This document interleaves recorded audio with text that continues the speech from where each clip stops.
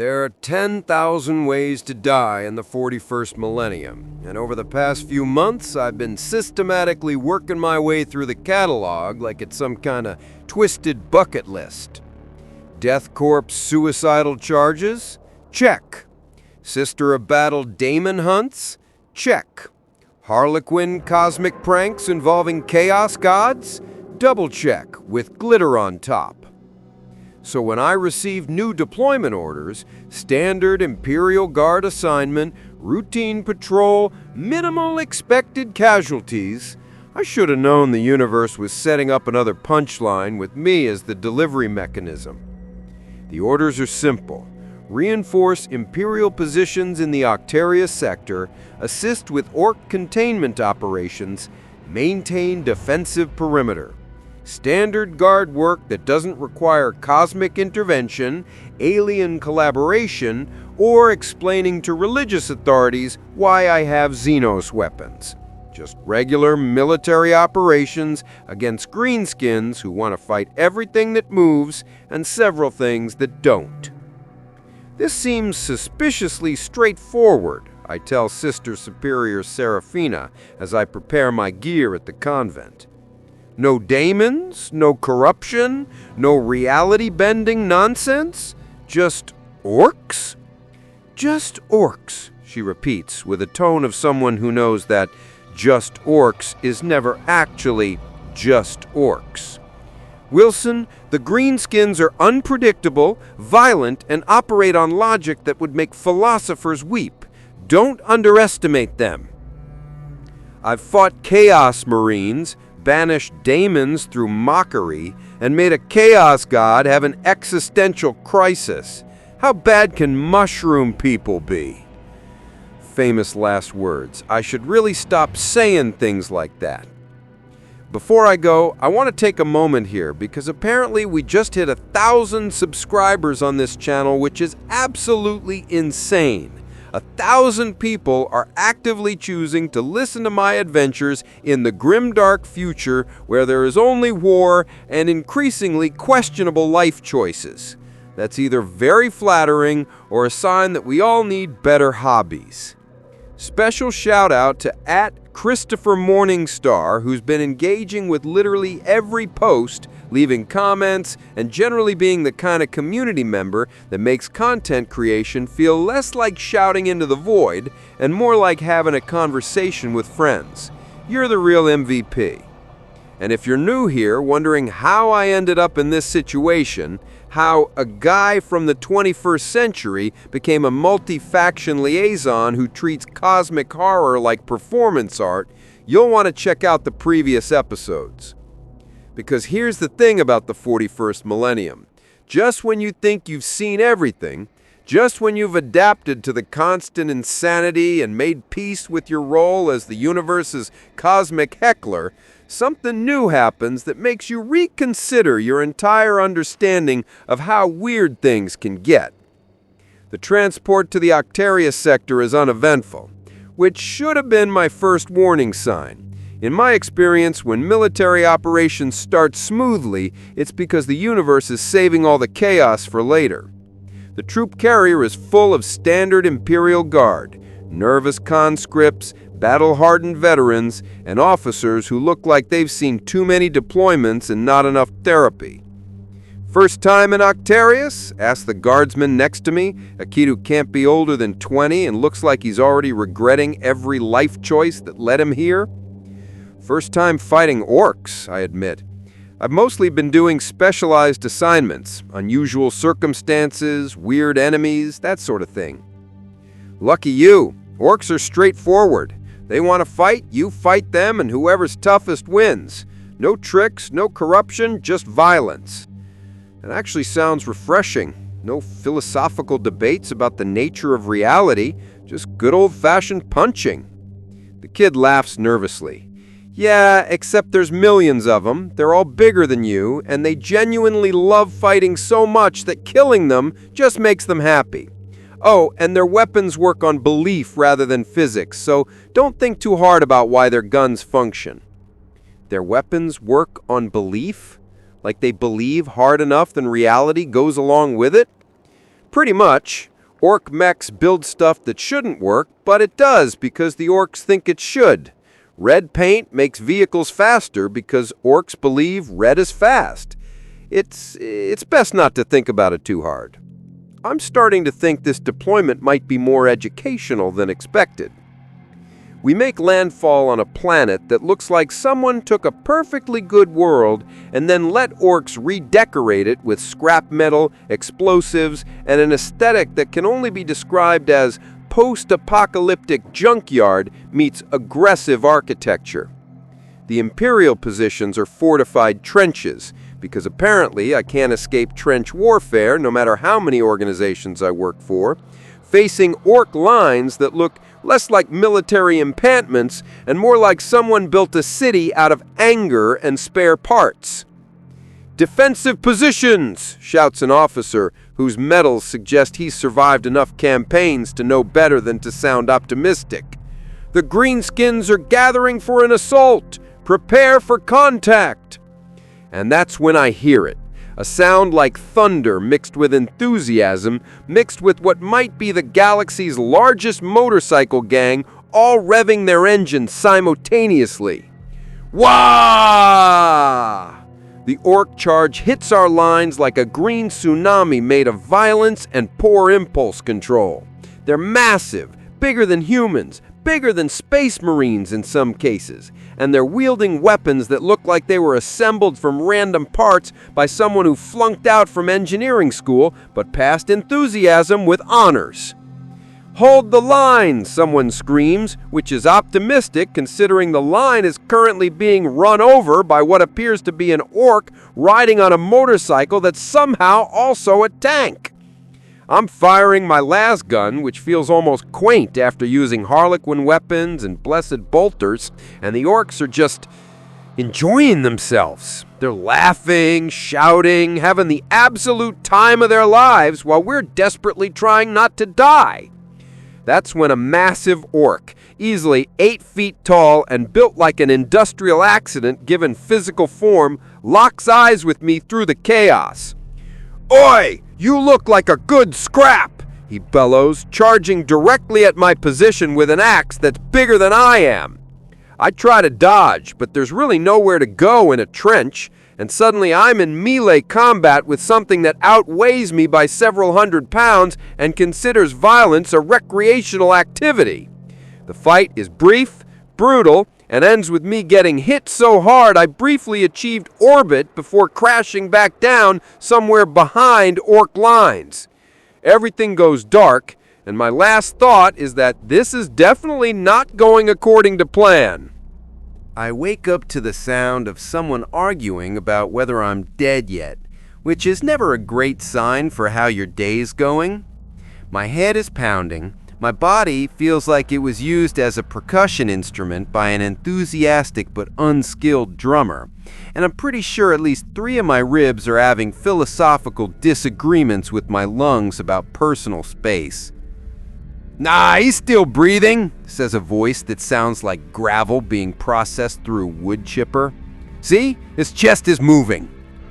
"Maybe he's just resting," suggests another voice, this one slightly higher pitched but equally enthusiastic. "We should poke him with a stick." "Good idea! Get the poking stick!" I open my eyes to discover I'm in a cage made of what appears to be scrap metal, barbed wire, and optimistic welding. Outside the cage are 2 orcs who are examining me with the kind of scientific interest you'd normally reserve for a particularly interesting bug. Good, I'm not dead yet," I announce, sitting up, and immediately regretting the movement as my body files several complaints. Though based on the accommodations, I'm guessing the hospitality rating for this establishment is pretty low. The orcs stare at me, then look at each other, then back at me. "He talks funny, like a proper git." "All humies talk funny. That's why they're humies." I take stock of my situation. I'm in what appears to be an orc prison camp, which looks exactly like you'd expect if you asked a bunch of violent mushroom people to design a detention facility. Lots of cages made from random materials, guards who are more interested in fighting each other than watching prisoners, and an overall aesthetic that suggests safety regulations were never even considered. My fellow prisoners are a mix of Imperial Guard who look like they've given up on life, a few unlucky civilians who probably wish they had given up on life, and one guy who's just rocking back and forth, muttering prayers to the Emperor that sound increasingly desperate. "First time captured by orcs?" I asked a guardsman in the cage next to mine. He looks at me with the 1,000-yard stare of someone who's seen too much. "They've been keeping us here for 3 weeks. Every day they take someone out for entertainment. Sometimes they come back, usually they don't." Entertainment? They make prisoners fight each other, or fight their squigs, or just they kill people for fun, because they think it's funny, because everything is a game to them. That's deeply concerning, and also kind of on brand for a species that achieves space travel through sheer belief and aggressive optimism. The Ork guards are now engaged in what appears to be a heated debate about whether I'm worth keeping alive or if they should just kill me now for fun. The debate involves a lot of shouting, some shoving, and at one point one of them pulls out a weapon that might be a gun or it might be a collection of pipes that's confused about its purpose. "Oh, you me!" The larger orc shouts at me, pressing his face against the bars of my cage. "What's your name?" "Wade Wilson. And you are?" "I's Graka. This here is Bosgot." He gestures at his companion, who waves enthusiastically. "We're your guards, which means we get to decide if you're gonna live or die today." That's a lot of responsibility for a Tuesday. Have you considered maybe just letting me go? I could write you a very positive review on Orc Yelp. Graka and Bosgot look at each other in confusion. "What's a Yelp?" asked Bosgot. "It don't matter," Graka decides. "The boss said we gotta keep 'em alive till the games tonight." Games? I really don't like the sound of that. "Yeah, the evening entertainment. Prisoners fight each other, or fight squigs, or sometimes we just shoot them and see how long it takes them to die. It's proper fun." That sounds less like entertainment and more like a war crime, but I appreciate your enthusiasm. The guards lose interest in me and wander off to argue with other guards about something that involves a lot of gesturing and what might be arm wrestling but looks more like aggressive hugging. "They're going to kill you tonight," the guardsman next to me says quietly.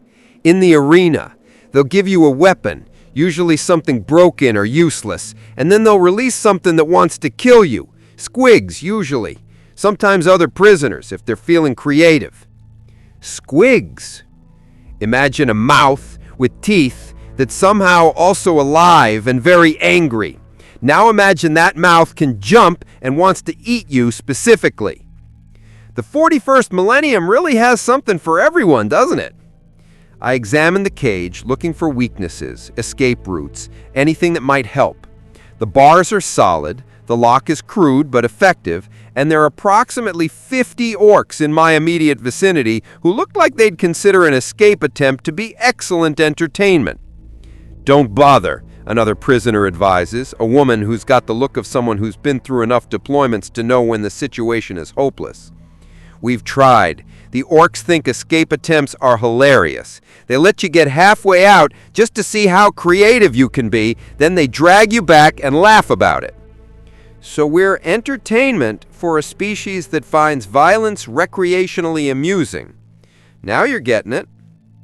I settle back against the cage bars, my healing factor already working on the injuries from the battle. By tonight, I'll be mostly recovered, which is good because apparently I have a performance scheduled that I didn't audition for. "Hey," I call out to my fellow prisoners. "Anyone know if these evening games have an intermission? Because I'm going to need to plan my escape during the second act." The desperate prayer guy stops rocking long enough to look at me like I've lost my mind. "There is no escape.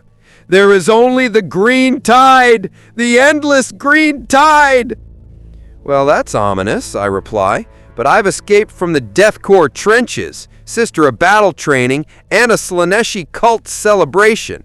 I'm pretty sure I can handle some enthusiastic mushroom people."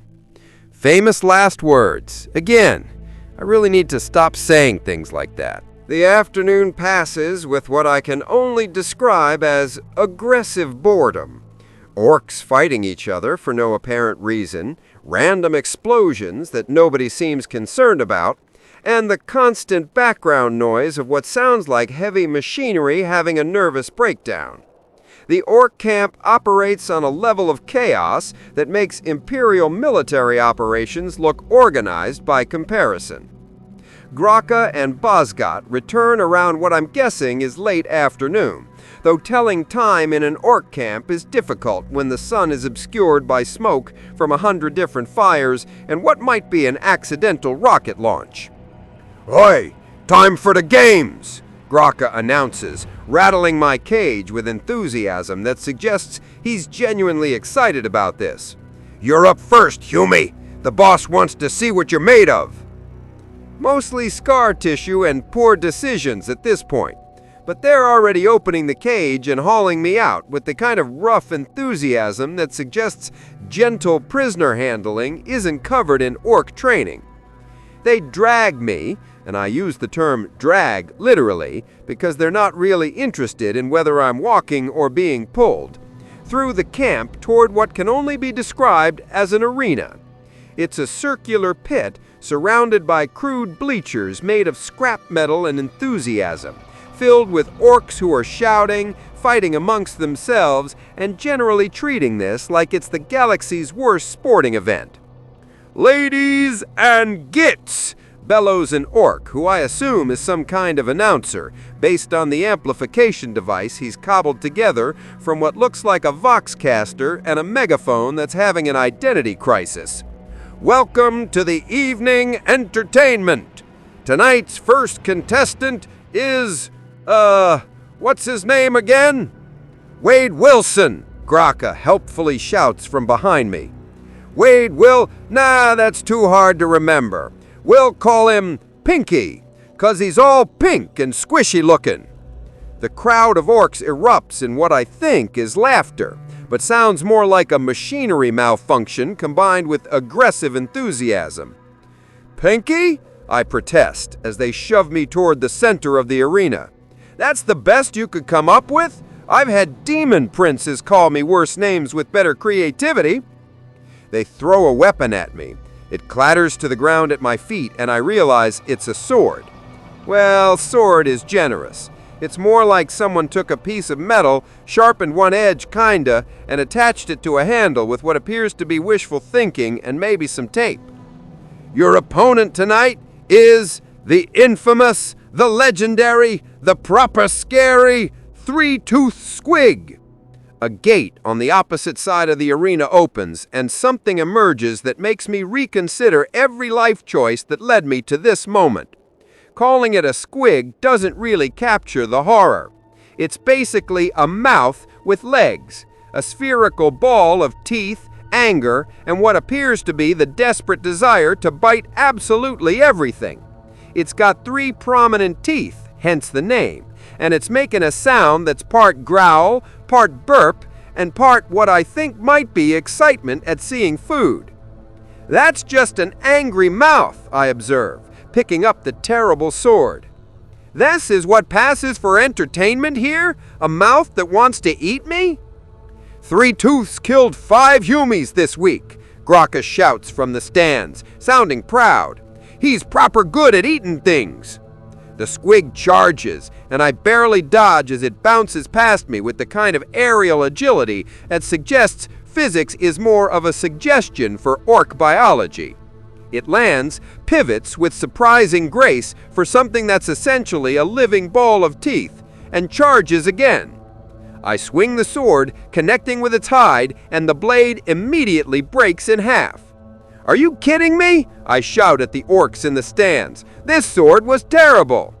"Yeah, that's the point," Bozgot yells back, laughing so hard he's falling over. "We always give the prisoners rubbish weapons. It's funnier that way."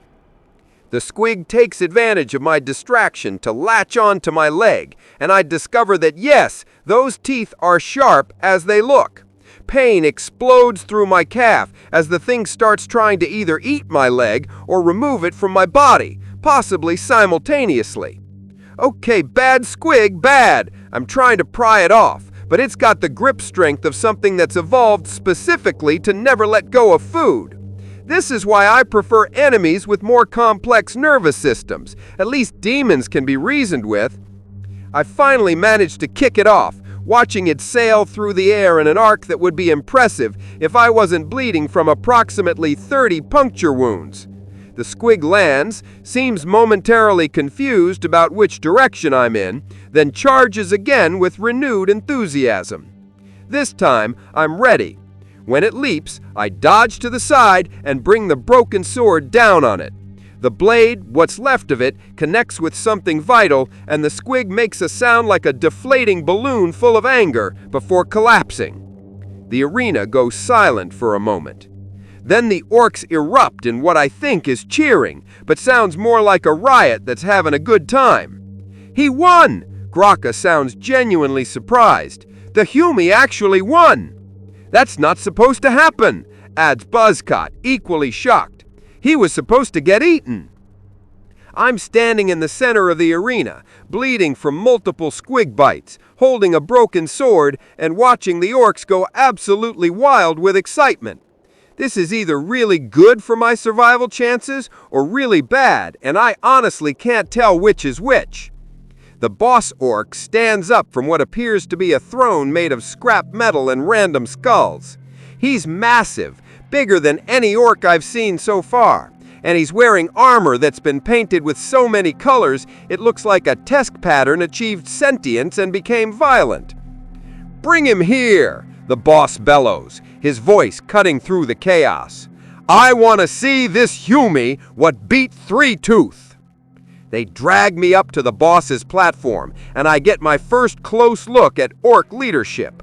He's got more scars than skin, more metal bits than organic parts, and a smile that shows approximately 50 teeth, which seems like more than any creature should reasonably need.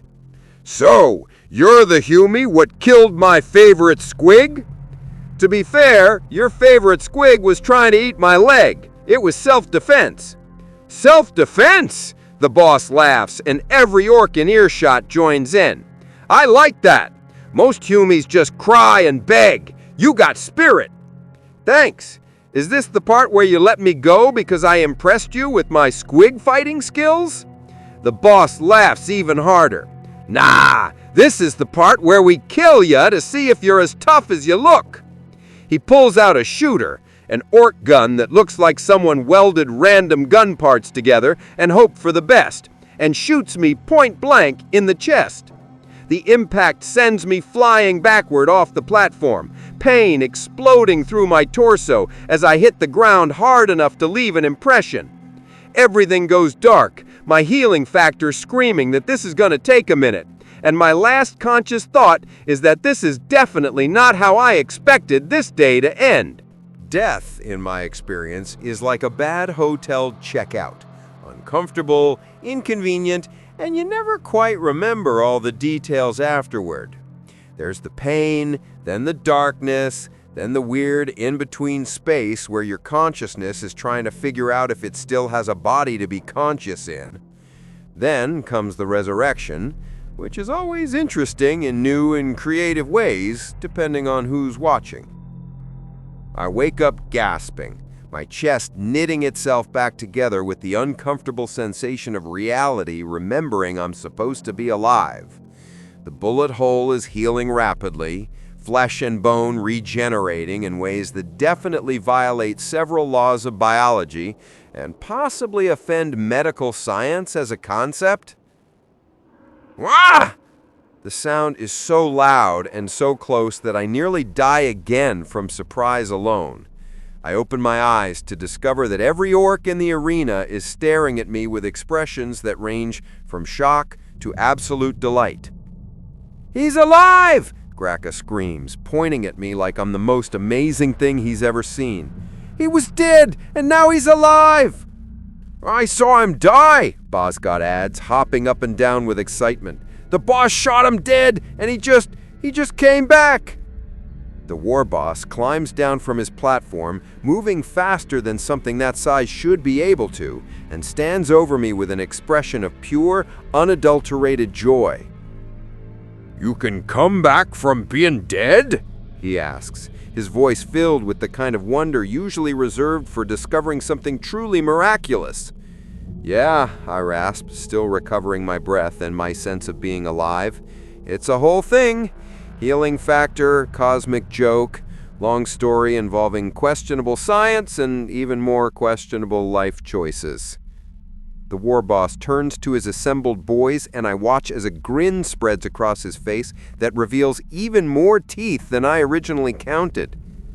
"Boys!" he bellows, raising his arms in triumph. "We got ourselves the best toy ever! A Humi, what we can kill over and over again!" The orcs erupt in celebration, and I realize with growing horror that I've just become the most popular form of entertainment in the entire camp. "Wait," I say, trying to sit up as my chest finishes healing.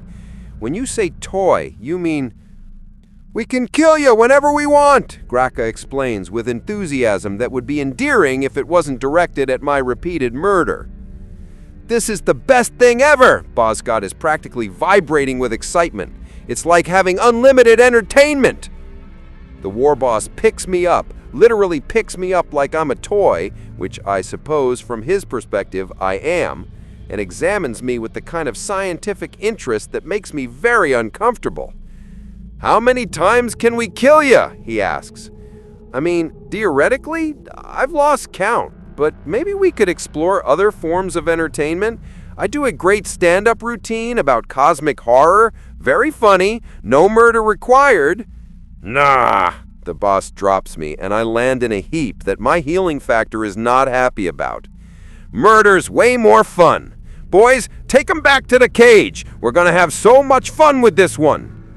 They drag me back to my cage, and every orc we pass stops what they're doing to stare at the Humi what won't stay dead.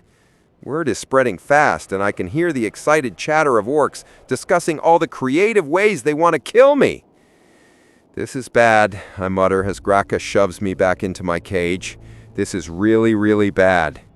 "What's bad about it?" Graka asks, genuinely confused. "You're gonna be famous. Every orc in the camp's gonna want to have a go at killing you. It's an honor." An honor I could definitely do without. The other prisoners are staring at me with expressions that mix awe, horror, and what might be religious terror. "You came back. You died. We all saw you die, and you just came back." "Yeah, it's my thing. I'm starting to think it's more curse than blessing at this point." "The Emperor protects," the desperate prayer guy mutters, but now he's looking at me with the kind of reverence usually reserved for saints. "You are blessed, touched by divine grace. The Emperor has marked you for great purpose." Pretty sure the Emperor didn't have become orc entertainment in mind when he allegedly marked me, but thanks for the vote of confidence. Over the next few hours, I watch as orcs from all over the camp come by to look at me like a zoo exhibit. They point, they laugh, they argue about the best ways to kill me. Some of them are taking bets on how long various methods will take. It's like being a celebrity, except instead of autographs, they want to murder me repeatedly.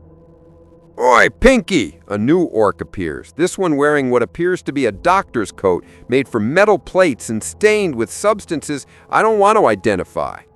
"I's Doc Gutslash. The boss wants me to check if you're really immortal, or if it was just a fluke." "A fluke? I got shot in the chest at point-blank range and came back from the dead. What part of that seems like it might be a one-time thing?" "Well, we gotta be scientific about it." Doc Gutslash pulls out a medical instrument that looks more like a torture device. "We gotta kill you a few more times to make sure it works every time." "That's not how science works!" "It's how orc science works." He reaches into the cage with a saw that's definitely not medical grade. "Now hold still, this won't hurt. Well, it'll hurt a lot, but you'll come back, so it's fine." What follows is the most painful medical examination of my life, and I've had medical examinations from people who thought bedside manner was a type of weapon. Doc Gutslash is thorough, enthusiastic, and completely unconcerned with concepts like patient comfort or not causing unnecessary trauma. He kills me 3 times in various creative ways, taking notes each time on a piece of scrap metal with what might be blood as ink. Each time I resurrect, he gets more excited, making observations in Orc medical terminology that I'm pretty sure isn't recognized by any legitimate medical board. "Fascinating," he declares after the 3rd resurrection. "Your body just fixes itself. It's like magic, but also like science, but also like something else entirely." It's called a healing factor, and I'm really starting to regret having it. "The boss is gonna love this. You're gonna be the camp's best entertainment ever." Doc Gutslash packs up his tools, each one more disturbing than the last. "I'll tell the boss you checked out medically sound. Well, for a humie, what keeps dying and coming back." He leaves, and I'm left in my cage, feeling like I've been through a meat grinder run by someone who learned anatomy from studying abstract art. "This is my life now," I announced to my fellow prisoners. "I'm going to be killed repeatedly by enthusiastic mushroom people who think murder is recreational activity." "The Emperor protects," Prayer Guy mutters, but now he's looking at me with the kind of reverence usually reserved for saints. "You are blessed, touched by divine grace. The Emperor has marked you for great purpose." Day 2 of being the Orcs' favorite recreational murder victim begins with what I'm starting to recognize as their version of breakfast. Loud explosions, random fighting, and someone's vehicle catching fire for reasons that nobody seems concerned about. The camp comes alive with aggressive energy, and I watch from my cage as Orcs go about their daily routine of violence, engineering disasters, and what might charitably be called organized chaos. "Oi, Pinky!" Graka arrives with Buzzcott in tow, both looking far too cheerful for this early in whatever passes for morning here. "The boss wants to show you around the camp. Says you're going to be here a while, so you might as well see how we do things." Is this before or after the daily murder session? I ask, because apparently that's a legitimate question now. "After," Buzzcott says happily. "Boss killed you twice already this morning while you was sleeping. Wanted to see if it worked when you wasn't expecting it." I check myself and discover that yes, my body has recently healed from what appears to have been blunt force trauma and possibly an explosion. My healing factor worked while I was unconscious, which is both convenient and deeply disturbing. Right, so guided tour of the murder camp. That sounds educational. They let me out of the cage, and immediately I'm surrounded by Orcs who want to examine the immortal humie. They poke me, one of them tries to bite me, I dodge, and several are arguing about whether my regeneration would still work if they removed my head. "Can we find out?" one of them asks hopefully. "Later," Graka shoves the curious Orcs away. "We got orders. Now get out of the way before I crump ya." The Orc camp, I discover, is actually much larger than I initially thought. What I assumed was just a prison with some surrounding chaos is actually a full military installation, if you use the term military installation very loosely, and don't think too hard about concepts like organization or structural integrity. "This is the mech workshop," Buzzcott announces proudly, gesturing at a building that looks like it was assembled by someone who learned construction from watching explosions. Inside, I can see Orcs working on, well, I'm not sure what they're working on. Vehicles that might be cars or might be weapons platforms, guns that look like they were designed by committee where every member disagreed violently, machines that are definitely doing something, though what that something is remains unclear. "What's a mech workshop?" I ask, because apparently I need Orc culture explained to me. "It's where the mechs build stuff," Graka explains, as if this is obvious. "They're the clever ones. They know how to make things work." Through engineering and proper design principles? Nah, through believing real hard and hitting stuff with wrenches. We step inside, and immediately I'm assaulted by the smell of oil, smoke, and something that might be ozone or might be reality having technical difficulties. A mech, distinguishable by the fact he's wearing more tools than clothes, is working on what appears to be a gun that's been crossed with a rocket launcher and possibly has ambitions about becoming a tank. "Oi, Mech Bosbolt!" Graka shouts over the sound of grinding metal and what might be controlled explosions. "This is Pinky, the immortal Humie!" Mech Bosbolt looks up, his eyes, or the mechanical replacements where his eyes used to be, focusing on me with interest that makes me instinctively step back. "The one what won't stay dead?" he asks, approaching with a wrench that's the size of my torso. "Heard about you. Very interesting. How's it work?" "Complicated biological process involving cellular regeneration and cosmic jokes," I reply, eyeing the wrench warily. "Why do you ask?" "Wondering if we could use it for parts." He taps my chest with the wrench, not hard enough to hurt, but hard enough to make his point. "Imagine that. Ork tech that regenerates when it breaks. Would be proper useful." I'm not sure my healing factor is transferable to mechanical systems. "Won't know till we try." He turns to his workbench, pushing aside something that might be an engine or might be a very complicated toaster.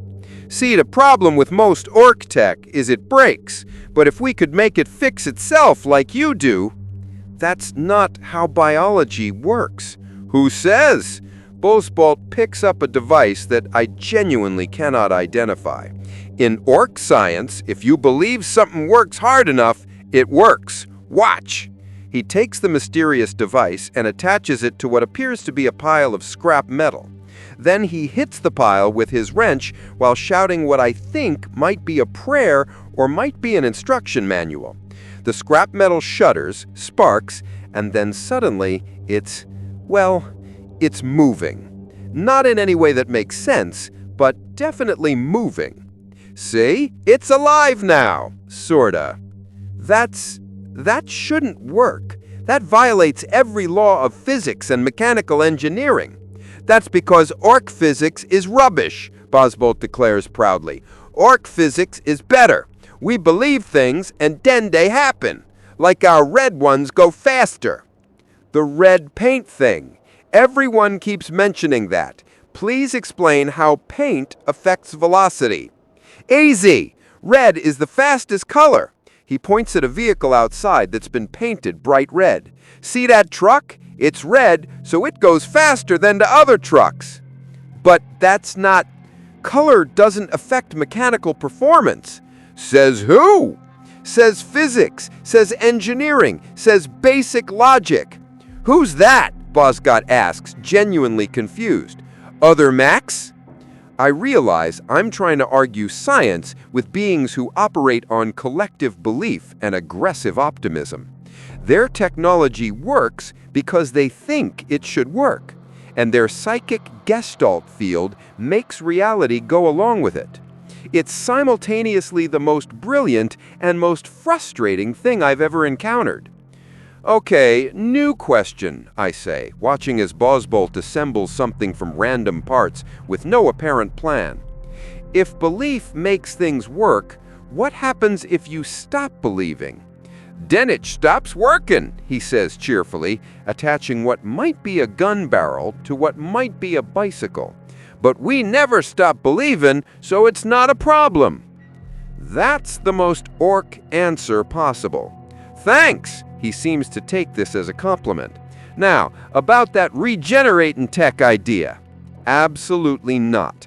I am not donating my body to Ork science experiments.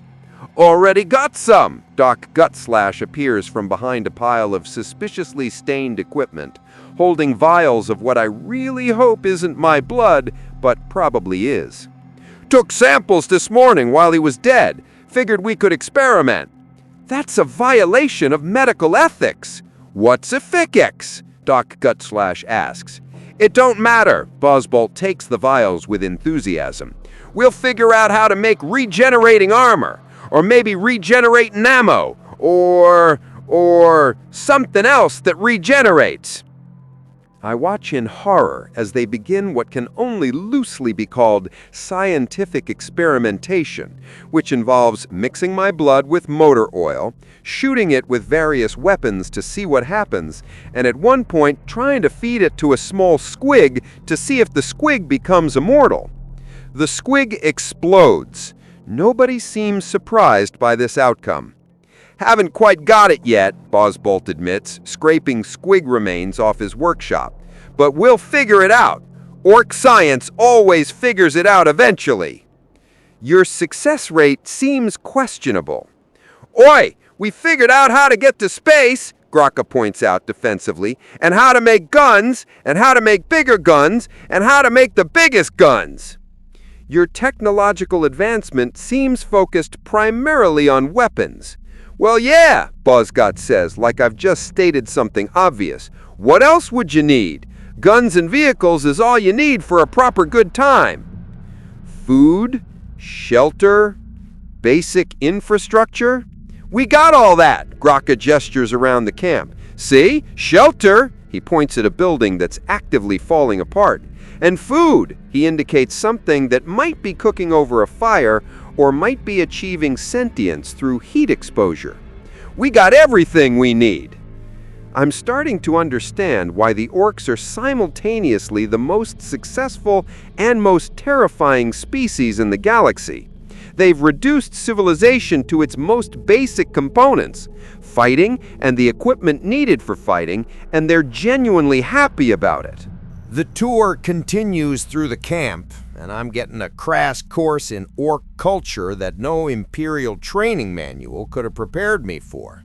Every aspect of their society revolves around fighting, building things to fight with, or fighting about the things they built to fight with. It's elegant in its simplicity, and terrifying in its execution. "This is the paint shop," Bosgot announces, leading me to an area where several orcs are arguing violently about color theory, where we make things go faster, or shootier, or luckier. You can make things luckier with paint? I watch as an orc carefully applies blue paint to a gun with all the concentration of an artist working on their masterpiece. "Course, blue is lucky," the painter explains without looking up. "Everyone knows that. Red is fast, blue is lucky, yellow is explodey, green is best, black is tough, purple is sneaky." Purple is sneaky? That's the least sneaky color. "Exactly," he taps his head with a paint-covered finger. "When was the last time you saw a purple orc?" "Never, but that's because, see, purple works. We're so sneaky you can't even see us." I'm trying to process this logic when another orc, this one covered in so much purple paint he looks like he fought a giant grape and lost, walks right past the Imperial prisoner's cage without any of them noticing him. "Did that just work?" I mutter. "Did purple paint actually make him sneaky?" "Told ya," the painter says smugly. "Orc science is best science." We move on to what Graka calls the chopper yard, which appears to be where orcs practice their melee combat skills by hitting each other with increasingly large weapons while their friends cheer them on. It's like watching a martial arts dojo, if the martial art was hit things until they stop moving, and the dojo was a cleared space surrounded by scrap metal. Two orcs are currently in the middle of what might be a duel or might be a friendly sparring match. It's hard to tell with orcs because they approach both with equal enthusiasm. "Go on then, Snickit. Hit him with the chopper." "I'm trying. It keeps moving." "That's because you're too slow. Put more effort into it." The fight ends when one orc hits the other hard enough to knock him unconscious, at which point everyone declares it a good match and they drag the loser to Doc Gutslash for repairs. The winner immediately challenges someone else and the cycle continues. "Do you guys ever do anything that doesn't involve violence?" I ask. "Like what?" Graka seems genuinely puzzled by the question. "I don't know, art, music, philosophy?" "We got music." Bosgot points to an area where an orc is banging on what appears to be a drum made from a fuel barrel. "See? Proper cultural." That's just hitting things rhythmically. Yeah, music! I'm starting to realize that arguing with orcs about culture is like arguing with a hurricane about its trajectory. Technically possible, but ultimately pointless. "Oi, Pinky!" a new voice calls out, and I turn to see the war boss approaching with his entourage of bigger, scarier orcs. "I heard you was getting a grand tour, learning about how we orcs do things." Learning is one word for it. Having my understanding of physics systematically destroyed is another. The war boss laughs, the sound like an avalanche made of aggression. "That's the orc way! We don't worry about how things work. We just make 'em work by believing real hard." That's actually kind of profound in a terrifying way. "See, you're learning." He slaps me on the back hard enough to nearly knock me over. "Now, I got a question for you. Since you're going to be here a while, and by a while I mean until we get bored of killing you, which might be never, you got any suggestions for how to make the killing more interesting?" Are you asking me to help plan my own elaborate murders?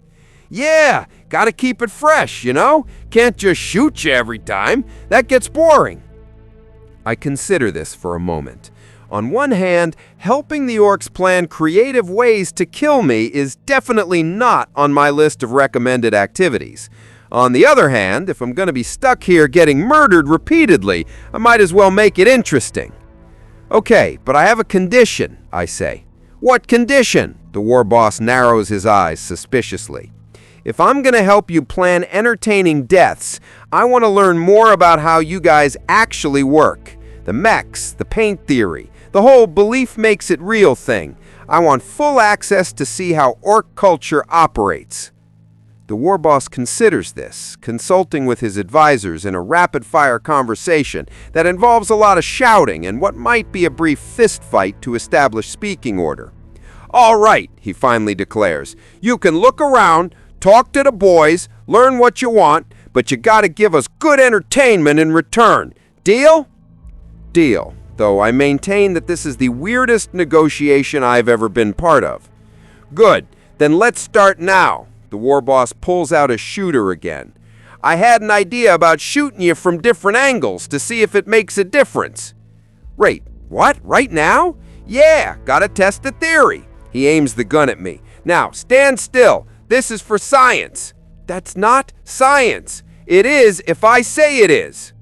He shoots me in the knee, and the pain is immediate and intense. I collapse, my healing factor already working, but not fast enough to prevent me from screaming several words that would make the sisters of battle reach for their flamers. "Interesting," the war boss observes, making mental notes. "The knee shot makes him fall down, but doesn't kill him. What if I shoot both knees?" "Please don't." He shoots the other knee. "Ooh, now he can't stand, but he's still alive. That's useful data. What about the shoulders?" "This is not science," I shout as he shoots me in the shoulder. "This is just shooting me in different places." "Yeah, scientific shooting. Gotta be thorough." By the time he's finished his experiment, I've been shot in approximately 12 different locations, discovered that yes, getting shot everywhere hurts just as much as getting shot anywhere specifically, and learned that the war boss's idea of thorough research involves way more bullets than any ethical review board would approve. "Good data," he announces, reloading his weapon. "Now we know what bits we can shoot without killing you immediately. That means more entertainment value." "I'm so glad my suffering contributes to your understanding of anatomy," I groan, as my healing factor works overtime to repair the damage. "See, you're learning the orc way already. Everything is a learning experience, especially the painful things." That's the worst educational philosophy I've ever heard. But it works. I can't really argue with that logic, mainly because my body is still busy knitting itself back together, and my brain is occupied with filing complaints about this entire situation. By day 5 of my captivity, I'm keeping count by tracking how many times I'd been killed, which is currently sitting at 47. I've become something of a camp celebrity. Orcs, who were previously indifferent to the prisoners, now wave at me enthusiastically, often right before they kill me in creative ways. It's like being famous, except your fans' primary interest is your spectacular deaths. "Oi, Pinky!" Mick Bosbold calls out as I'm being escorted, read dragged, past his workshop. "Heard you're interested in how the mechs work. Want to see something proper impressive?" "Does it involve me dying?" "Not immediately," he says cheerfully. "Maybe later if something explodes, but that's just good science." Graka and Bosgot shrug and let me follow Bosbolt into his workshop, which has somehow gotten more chaotic since my last visit. There are projects in various states of completion scattered everywhere, each one looking more dangerous than the last. "Look at this!" Bosbolt gestures proudly at what appears to be a gun that's been welded to another gun, which is then attached to a third gun, all mounted on what might be a skateboard. It's a triple-shooter mobile platform. Shoots 3 times as many bullets while moving. "How do you aim it?" "Aim?" He looks confused by the concept. "You just point it at the enemy and pull all the triggers. If enough bullets go out, some of them will hit something." That's the most orc approach to accuracy I can imagine. "Thanks!" He takes this as a compliment. "Now, check this out. I've been thinking about what you said, about how things need reasons to work in Hume science." "Engineering principles, yes. Physics, causality, those sorts of things." "Yeah, those. Well, I've been experimenting." He leads me to a workbench where he's assembled what looks like a standard Imperial Lasbron next to an Ork shooter. See, the Hume gun works because of, what was it, batteries and light? Photonic energy conversion, powered by battery packs, yes. Right, and it's all precise and measured and boring. But the Ork shooter, he picks up the Ork weapon, which looks like someone put gun parts in a box, shook it really hard, and whatever came out was called finished. This works because we believe it works. I've noticed your entire technological base seems to run on collective psychic belief. Exactly, and I've been thinking, what if we believed ardor? He pulls out a shooter that's been painted bright red. This one I painted red because red makes things go faster, right? According to your color theory, yes. But I also painted it yellow because yellow makes things explodey. He shows me another side that's been painted bright yellow. And then I added blue because blue is lucky. The weapon is now a garish combination of red, yellow, and blue that looks like a rainbow had an argument with a paint factory. So, theoretically, this gun should be fast, explosive, and lucky? Exactly! But here's where it gets interesting. He grins with way too many teeth. I've also painted bits of it purple, so it's sneaky, and black, so it's tough. It's the perfect gun. It's got all the colors. That's either genius or completely insane. Same thing with Orks. He aims the rainbow weapon at a target on the far side of the workshop. Now watch this. He pulls the trigger and several things happen simultaneously. The gun fires faster than any Ork weapon I've seen, red working. The bullet explodes on impact with more force than expected, yellow working. The recoil doesn't break the gun despite the excessive force, black working. And somehow the bullet ricochets in a way that shouldn't be physically possible, but hits 3 additional targets, blue working. Did that just work? Course it worked. I believed it would work, so it worked. Buzzbold admires his creation like a proud parent.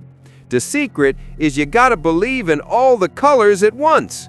Most Orks only believe in 1 or 2 at a time, but I'm experimenting with multicolor belief systems. You're basically inventing quantum mechanics through paint and willpower. I'm wet now? Never mind. This is incredibly impressive in a way that violates everything I understand about how reality should function. That's the nicest thing anyone's ever said about my work. He seems genuinely touched. Most Orks just say, that's weird, or why is it so colorful? But you understand. It's not just building things, it's believing in them. A younger Ork, relatively speaking, he's only about 7 feet tall instead of the usual 8+, approaches carrying what appears to be a box of spare parts and enthusiasm. "Mech Bosbald," he says with the eager energy of an apprentice. "I got the parts you wanted. Also, can you help me? My shooter stopped working." "Let's see it." Bosbo takes the weapon and examines it with professional expertise. "Ah, I see the problem. You stopped believing in it." "I didn't stop believing. I believe plenty." "Not enough, apparently." He points at various parts of the gun. "See, the barrel is all droopy 'cause you weren't sure it would work, and the trigger stuck 'cause you hesitated when pulling it. You gotta commit to the belief." "How do I do that?" "Like this." Bosbold holds the gun, closes his eyes, and I swear I can feel something shift in the air. Not physical, but psychic. A wave of absolute conviction that this gun will work because he's decided it will. When he opens his eyes and pulls the trigger, the gun fires perfectly. See? Belief. You gotta really mean it. The young orc takes his gun back, trying to replicate Bosbold's conviction. His first few attempts are hesitant, but gradually I watch as he commits more fully to the belief, and the gun starts working more consistently. "This is fascinating," I mutter, watching orc psychic mechanics in action. "You're literally teaching someone to believe technology into functioning." "Yeah, it's what mechs do," Bosbold says proudly. "We don't just build things, we teach other orcs how to believe in them. It's a holistic approach to engineering." "That's actually a really sophisticated understanding of it," interrupted by an explosion from another part of the workshop where someone's experiment has gone catastrophically wrong. The orc responsible climbs out of the wreckage, covered in soot but grinning. "Didn't work," he announces cheerfully. "Gonna try again with more belief." "Does that happen often?" I ask as other orcs help clean up the debris. "All the time, but that's how you learn. You try something, it explodes, you figure out why, and then you try again with more confidence." Bosbo leads me to another area where several orcs are collaborating on what appears to be a vehicle. D-Lot is building a truck. They've blown up free already, but each time they get closer to making it work. So orc engineering is basically trial and error, except the error involves explosions and the trial involves believing harder. "Exactly! You do understand orc science." He slaps me on the back hard enough to nearly knock me over. "You're not as stupid as most humies." That's probably the best compliment I'll get from an orc mech. Probably. Now, I got a question. He leans in conspiratorially. "This regenerating thing you got, you really believe you're gonna come back every time?" "I mean, it's worked so far, 47 deaths and counting." "See, that's interesting. Maybe your regeneration works the same way as orc tech. You believe you're gonna live, so you do. Maybe if you believed you wouldn't die in the first place, you wouldn't." "I don't think my healing factor works that way." "Have you tried?" No, actually, because believing I won't die doesn't seem like it would stop bullets."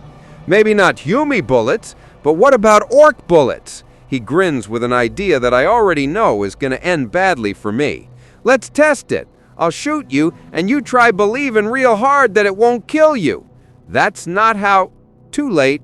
He shoots me in the chest, and as I'm dying for the 48th time, my last thought is that I should really stop giving the orcs ideas about how to experiment with my mortality.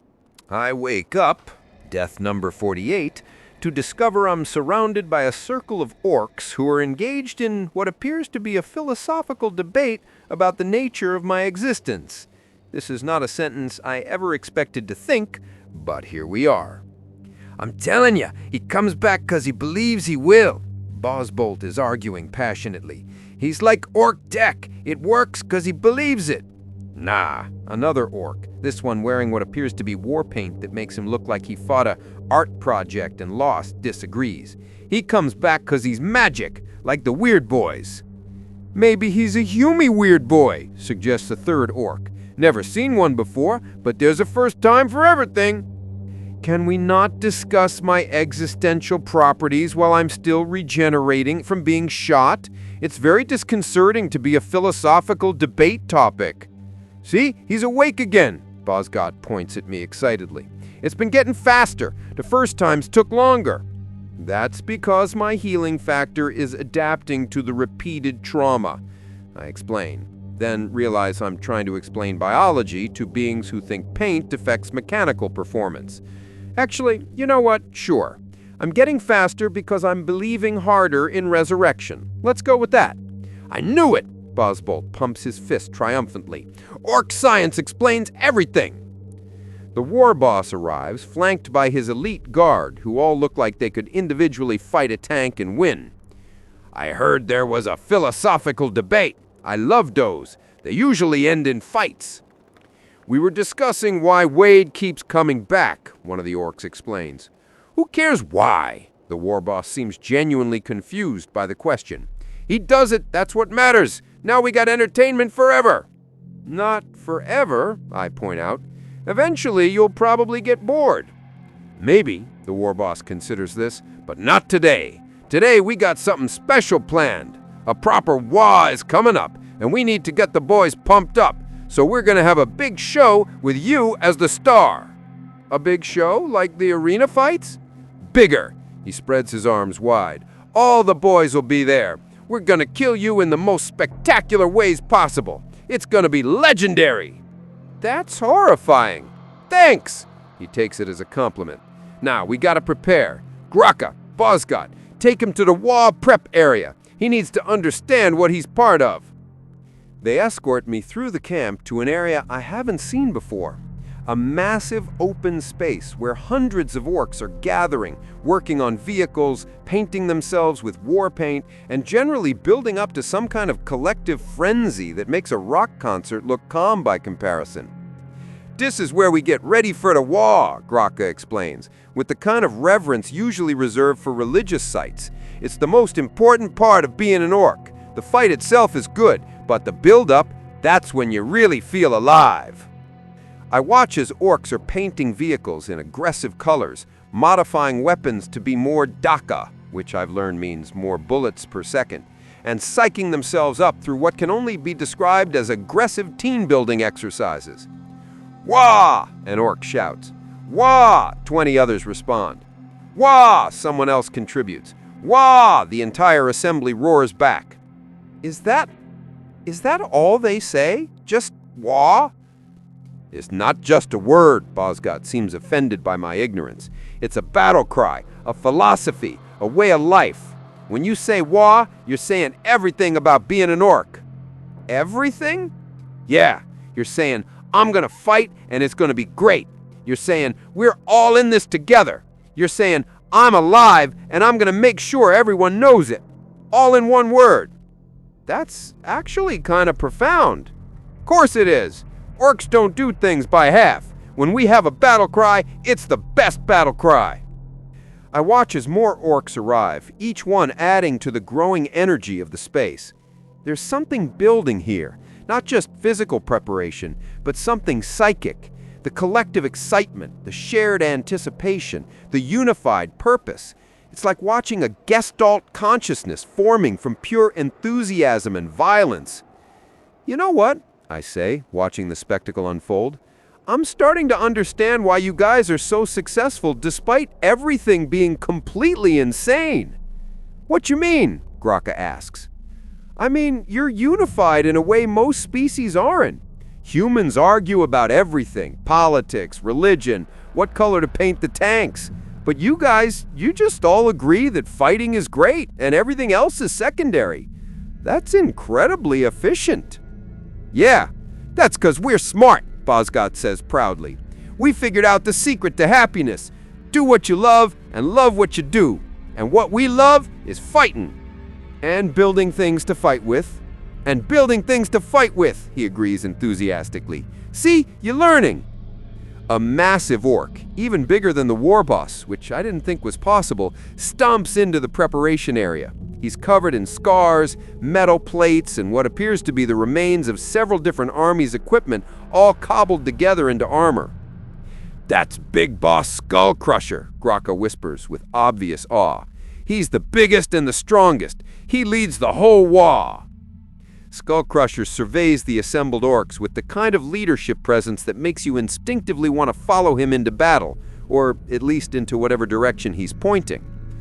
Boys, his voice carries across the entire area, despite not using any amplification. The time is coming. We're gonna smash the Humies. We're gonna take their stuff. We're gonna have the best fight any of us have ever had. And we're gonna do it together, as orcs should, as one big, green, unstoppable wah. Wah! The assembled orcs roar back, and I feel the psychic pressure of hundreds of orcs believing simultaneously that they're going to win. And you know what? In that moment, I believe them too. Because when you have hundreds of beings who genuinely believe they're unstoppable, who fight with joy rather than fear, who turn warfare into recreation and violence into art, they become unstoppable through sheer collective will. Okay, I mutter to myself. This is either the most inspiring thing I've seen or the most terrifying. Possibly both. Both, Graka confirms, having somehow heard my muttering over the din. That's the orc way! Inspiringly terrifying! Skullcrusher's gaze sweeps across the crowd and stops on me. His eyes narrow, and he stomps over with steps that make the ground shake. So, you're the immortal Yumi I've been hearing about. The one what we can kill over and over. That's me, Wade Wilson, professional cosmic punching bag. I like your attitude. You're not crying or begging, you're just accepting it. Tell me, do you like fighting? It's growing on me. Not by choice, but I'm adapting. Good, because you're going to be part of the big show before the war. We're going to kill you in front of all the boys to get them pumped up. It's going to be spectacular. I'm honored, I say, because what else do you say when a giant warlord tells you you're going to be the opening act of his war rally? You should be. Not every Humie gets to be part of something this big. He pats me on the head hard enough to nearly drive me into the ground. Now, go get ready. We start at sundown. And try to die entertainingly. The boys appreciate good showmanship. As he stomps away to continue inspiring his troops, I turn to Graka and Bozgot. So, I say, on a scale of 1 to extremely dead, how bad is this gonna be? Oh, it's gonna be proper brutal, Graka says cheerfully, but also really fun to watch. So, both. Why am I not surprised? Sundown approaches, and the orc camp transforms into something between a festival, a military rally, and what I can only describe as the galaxy's most violent pep rally. Every orc in the camp is gathering in the arena area, which has been expanded and modified with additional seating that looks structurally questionable, but holds together through sheer collective belief. Oi, Pinky! Doc Gutslash appears, with what he claims is a pre-show checkup, but is actually just an excuse to poke me with medical instruments while taking notes.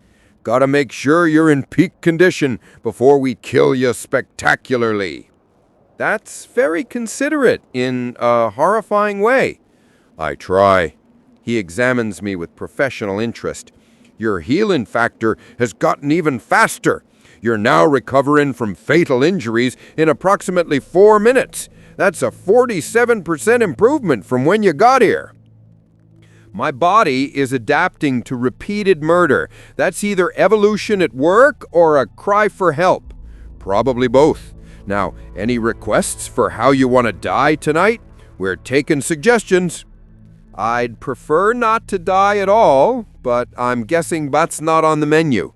Afraid not, but we can do it quick, slow, explodey, choppy, shooty, or creative. Your choice. I consider this for a moment.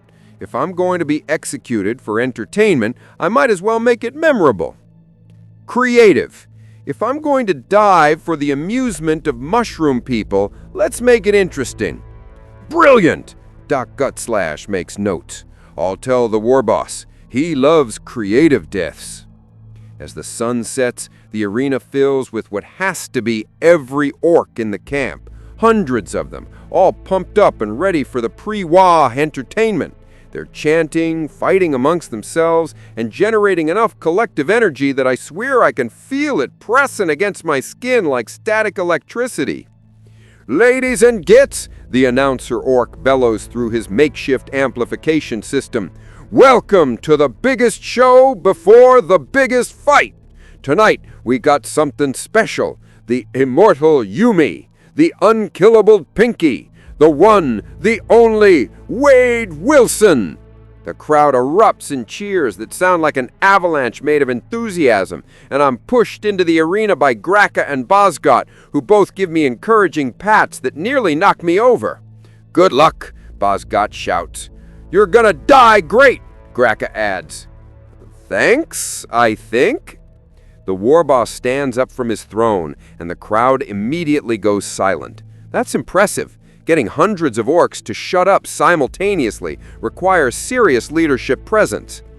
Boys, he addresses the assembled throng, tomorrow we wah!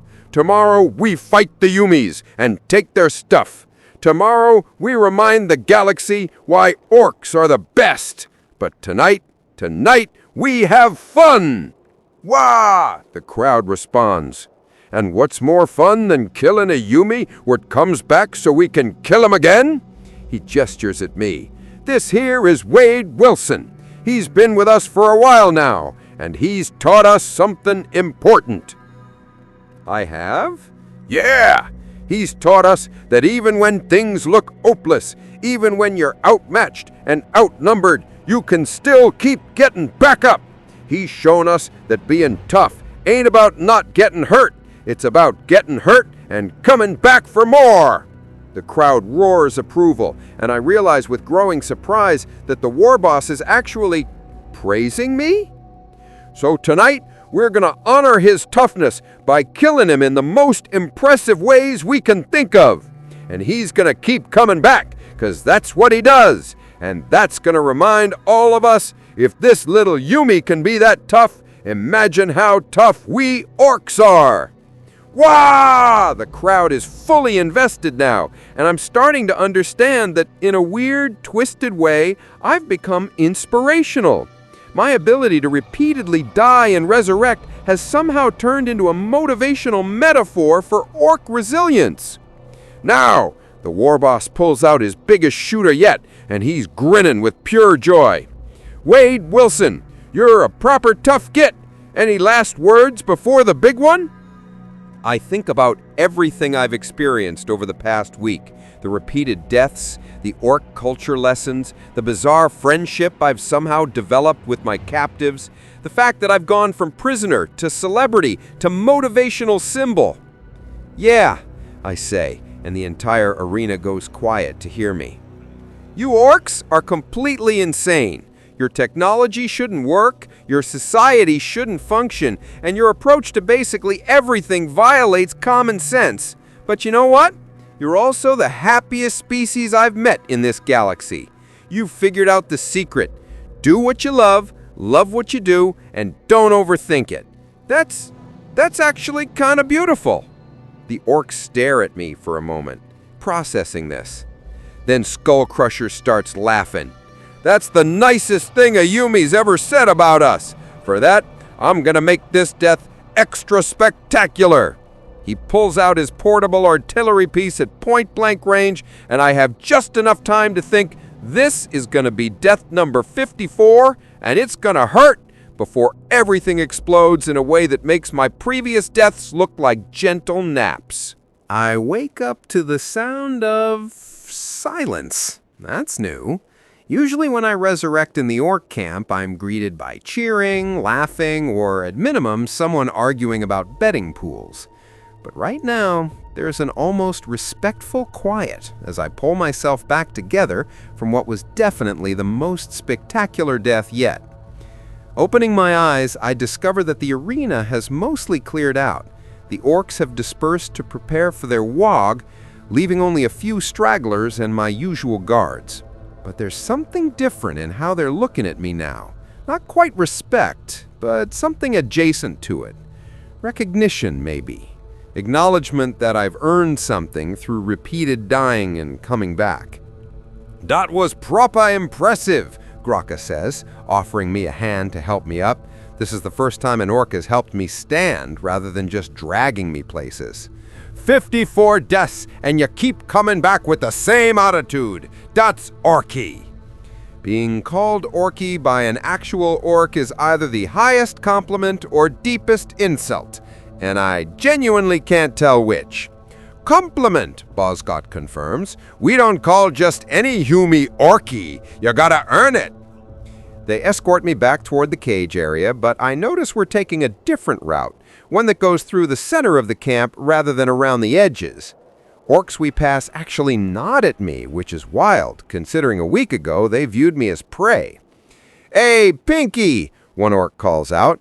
"Here's to not staying dead." He raises what appears to be a mug of something that's probably toxic to human biology. "Proper tough, that one," another adds approvingly. So I've gone from prisoner to entertainment to what exactly? I ask Raka. "You're like an honorary orc," he says, clearly making this classification up as he goes. "Not a real orc, 'cause you're too small and pink, but you got the spirit, the determination, the ability to take a beating and keep going." An honorary orc. That's definitely going on my resume right under Harlequin Liaison and Sister of Battle Consultant. We reach the cage area, but instead of shoving me inside, Graka pauses. "Oi, Boscott," he says thoughtfully. "You think the boss would mind if we didn't put him back in the cage?" "Well, he's not going to run away, is he? Where's he going to go? We're in the middle of an orc camp. And besides, he's basically one of the boys now." They look at me expectantly, and I realize they're actually asking my opinion. I mean, I would prefer not to sleep in a cage if that's an option, though I understand if you need to follow protocol. "Protocol?" Graka laughs. "We're Orks. We don't have protocol. We have suggestions that we mostly ignore." "Yeah, and the suggestion is keep prisoners in cages. But you're not really a prisoner no more, are ya? You're more like entertainment on retainer." Entertainment on retainer. That's somehow the most professional thing anyone's called me in months. "Come on," Graka gestures for me to follow. "We'll find you a proper spot to sleep. Somewhere that ain't a cage, but also ain't too fancy." They lead me to what appears to be a storage area that's been partially converted into sleeping quarters for lower-ranking orcs. There's a pile of what might charitably be called bedding, mostly tarps and scrap fabric, and the structural integrity is questionable, but it's definitely better than a cage. "Here," Boscott gestures proudly, "you can stay here. It's got a roof, mostly, and it's close to the mech workshop, in case you want to learn more about orc science." This is actually kind of thoughtful. "Well, you're gonna be here a while," Graka explains. "Might as well be comfortable. Besides, the boss likes you, says you're good for morale." I settle into my new accommodations, which are objectively terrible, but subjectively a significant upgrade from cage. As I'm arranging the scrap fabric into something resembling a sleeping surface, a young orc appears, the same apprentice mech I saw earlier learning about belief mechanics. "Oi, Pinky!" He then seems to realize that might be informal. "I mean, Wade Wilson, can I ask you something?" "Sure, what's up?" "How do you do it? The coming back thing. I saw you die loads of times, and every time you come back like it ain't no big deal. Ain't you scared?" "Scared? Yeah, of course. Dying hurts. A lot. Every single time. But you keep doing it. You don't run away or beg or give up." "Well, here's the thing," I say, surprised to find myself giving life advice to an orc. Being scared and being tough aren't opposites. You can be terrified and still keep going. That's what courage is. Not the absence of fear, but acting despite it. That's actually really good advice. I should remember that for when we go into battle tomorrow." "You're going to the WOG?" "Yeah, it's my first big fight." He's excited and nervous in equal measure. "I've been in scraps before, but never a proper WOG. What if I mess up? What if I ain't tough enough?" "Listen," I say, and I'm genuinely trying to be helpful here, despite the absurdity of the situation. "You've been working with the mechs, learning how things work, figuring out the belief mechanics. You've already shown you can think and adapt. That's more valuable than just being tough. You think so? I know so. The orcs who just charge in without thinking, they're brave, but the ones who survive are the ones who can think while fighting.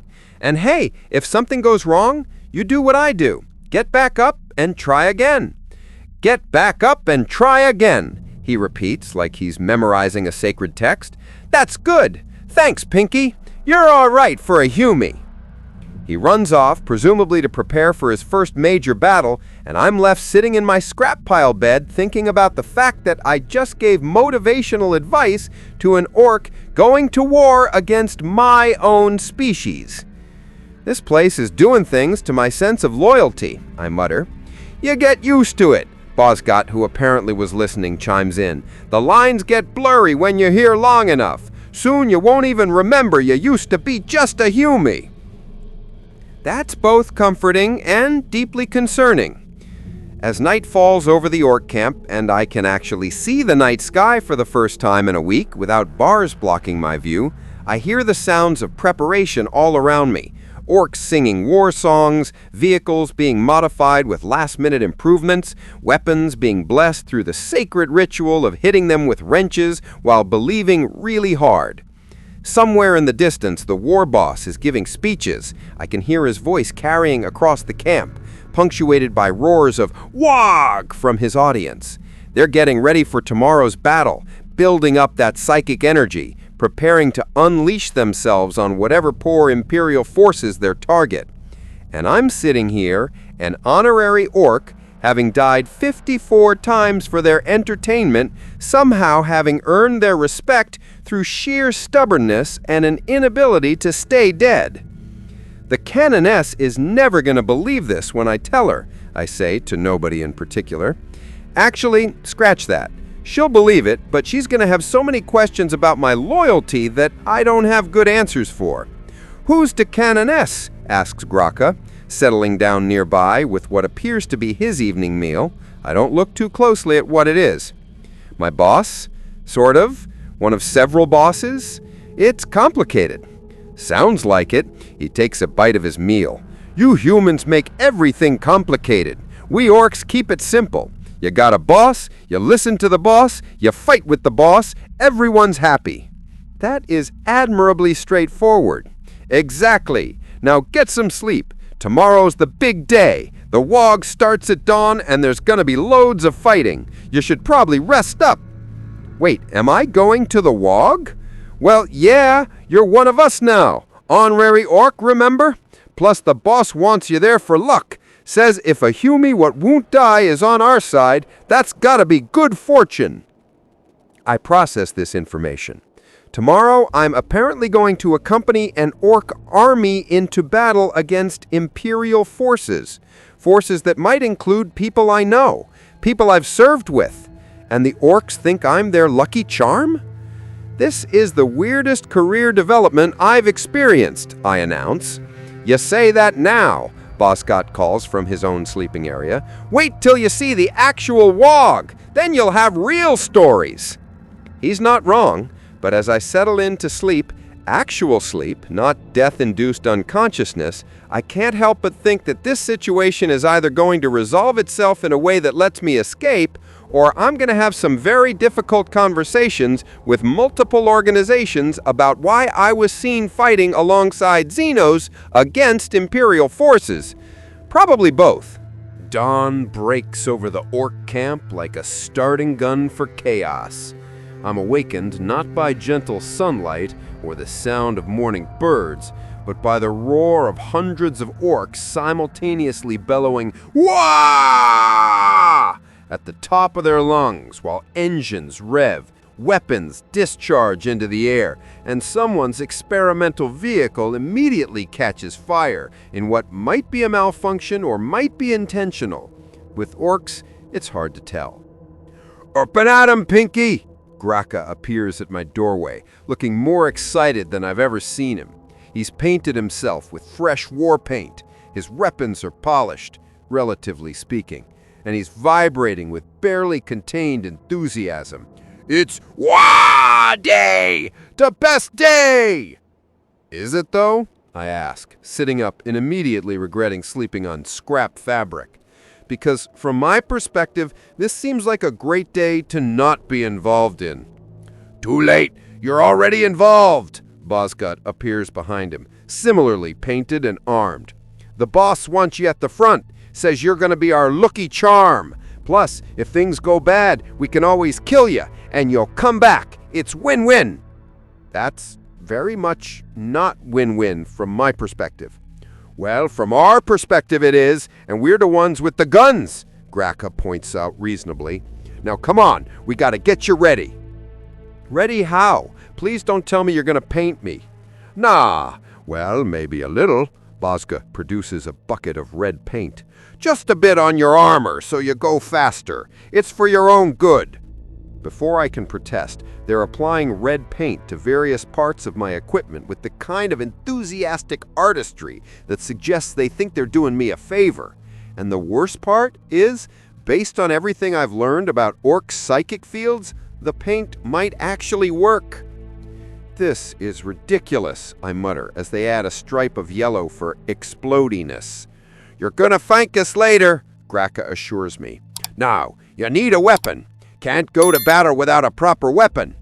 They lead me to the mech workshop, where Bosbolt is doing last-minute modifications on various weapons while somehow also eating breakfast and arguing with another mech about which color makes things loudest.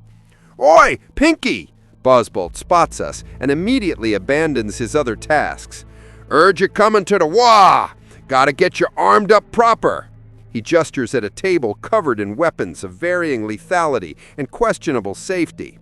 Pick one, or several. We ain't picky. I examine the options. There's a shoota that looks relatively safe, a choppa that's just a big knife, and something that appears to be a gun welded to another gun with a blade attached for close combat, and what might be a grenade launcher as an afterthought. What's this one do? I point at the multi-gun monstrosity. Everything, Bosbolt says proudly. It shoots, it chops, it explodes, and if you throw it at someone, it's surprisingly aerodynamic. I call it the problem solver. Because it solves problems? Nah, because it usually creates more problems than it solves, but it's really good at creating them. I pick up the problem solver, and despite its chaotic design, it feels surprisingly balanced. The Orks have painted it multiple colors, red for speed, yellow for explodey, blue for luck, and I'm pretty sure through sheer belief it actually has all those properties. This will work, I decide, because if I'm going to be dragged into an Ork assault, I might as well be properly armed with something that embodies Ork philosophy, excessive, impractical, and somehow effective. Brilliant choice! Bosbolt slaps me on the back. Now you're ready to wob properly. We head to the assembly area where the entire Ork force is gathering. It's massive, hundreds of Orks, dozens of vehicles ranging from bikes to trucks to what appears to be a tank that's been modified with so many guns it looks like a mobile weapons platform achieved sentience and got angry. The noise is overwhelming, the energy is palpable, and the collective psychic pressure of this many Orks believing they're about to win makes the air itself feel charged. Boys! Big Boss Skullcrusher stands atop the largest vehicle, his voice somehow carrying over the din. Today, we show the homies why Orks are the best. Today, we take their stuff, smash their things, and have the best fight of our lives. Wah! The assembled Orks roar back. I see we got some new faces in the crowd. That's right, we got the immortal Humi with us, the one what won't stay dead. If he can be that tough, imagine how tough we are. The Orks cheer, and I'm hoisted up onto one of the vehicles by enthusiastic boys who seem to think I'm some kind of mascot, which I suppose I am. And if any of you die today, remember, even the Humi keeps getting back up. So you better keep fighting till the very end. No giving up, no backing down. We're Orks, and Orks don't know how to quit. Wah! The cry is so loud, so unified, so charged with psychic energy that I actually feel it wash over me like a wave. This isn't just an army. It's a Gestalt consciousness focused on one purpose: violence as recreation, warfare as joy, fighting as the highest form of existence. Okay, I mutter to myself, gripping the problem solver. This is happening. I'm about to participate in an orc war against my own species. The Inquisition is going to have so many questions. "You're ready?" Graka asks, settling in next to me on the vehicle. Absolutely not. But I'm learning that with orcs, being ready is less important than being willing to try anyway. "That's the spirit," Bozgut adds from my other side. "You're getting it." The engines roar to life, and the convoy begins to move. We're rolling out toward the Imperial positions in a formation that's less tactical and more organized chaos with vehicles. Bikes weave through larger transports. Orcs are shouting and firing weapons into the air, and someone's already crashed but immediately gets back up and starts running alongside the vehicles because walking to war isn't orky enough. "Oi, Pinky!" The young apprentice mech from last night appears, running alongside our vehicle. "Remember what you said about getting back up. Don't die in the first place if you can help it. That too, but if I do, I'll remember to get back up." That's not how death works for most people. It works for you, so maybe it'll work for me if I believe hard enough. I'm about to explain that my resurrection is a unique circumstance and not something you can replicate through belief. But then I remember I'm surrounded by beings whose technology works through belief, whose psychic field makes impossible things possible, and whose entire civilization is built on collective will overriding reality. "You know what? Sure, believe hard enough and you'll come back," I shout. "What's the worst that can happen?" "The worst that can happen is I die and don't come back, but that's just the normal worst thing, so I ain't worried." The orc philosophy of facing death with enthusiasm rather than fear is either the most enlightened or insane approach to mortality I've encountered, and I'm genuinely unsure which. "Target spotted," someone shouts from the front. "Imperial positions ahead." Through the dust and chaos, I can see them: Imperial Guard fortifications, defensive positions, the familiar sight of the Imperium preparing to fight off a Xenos assault. My assault. Because I'm apparently on the orc side now. "This is going to be very difficult to explain," I mutter.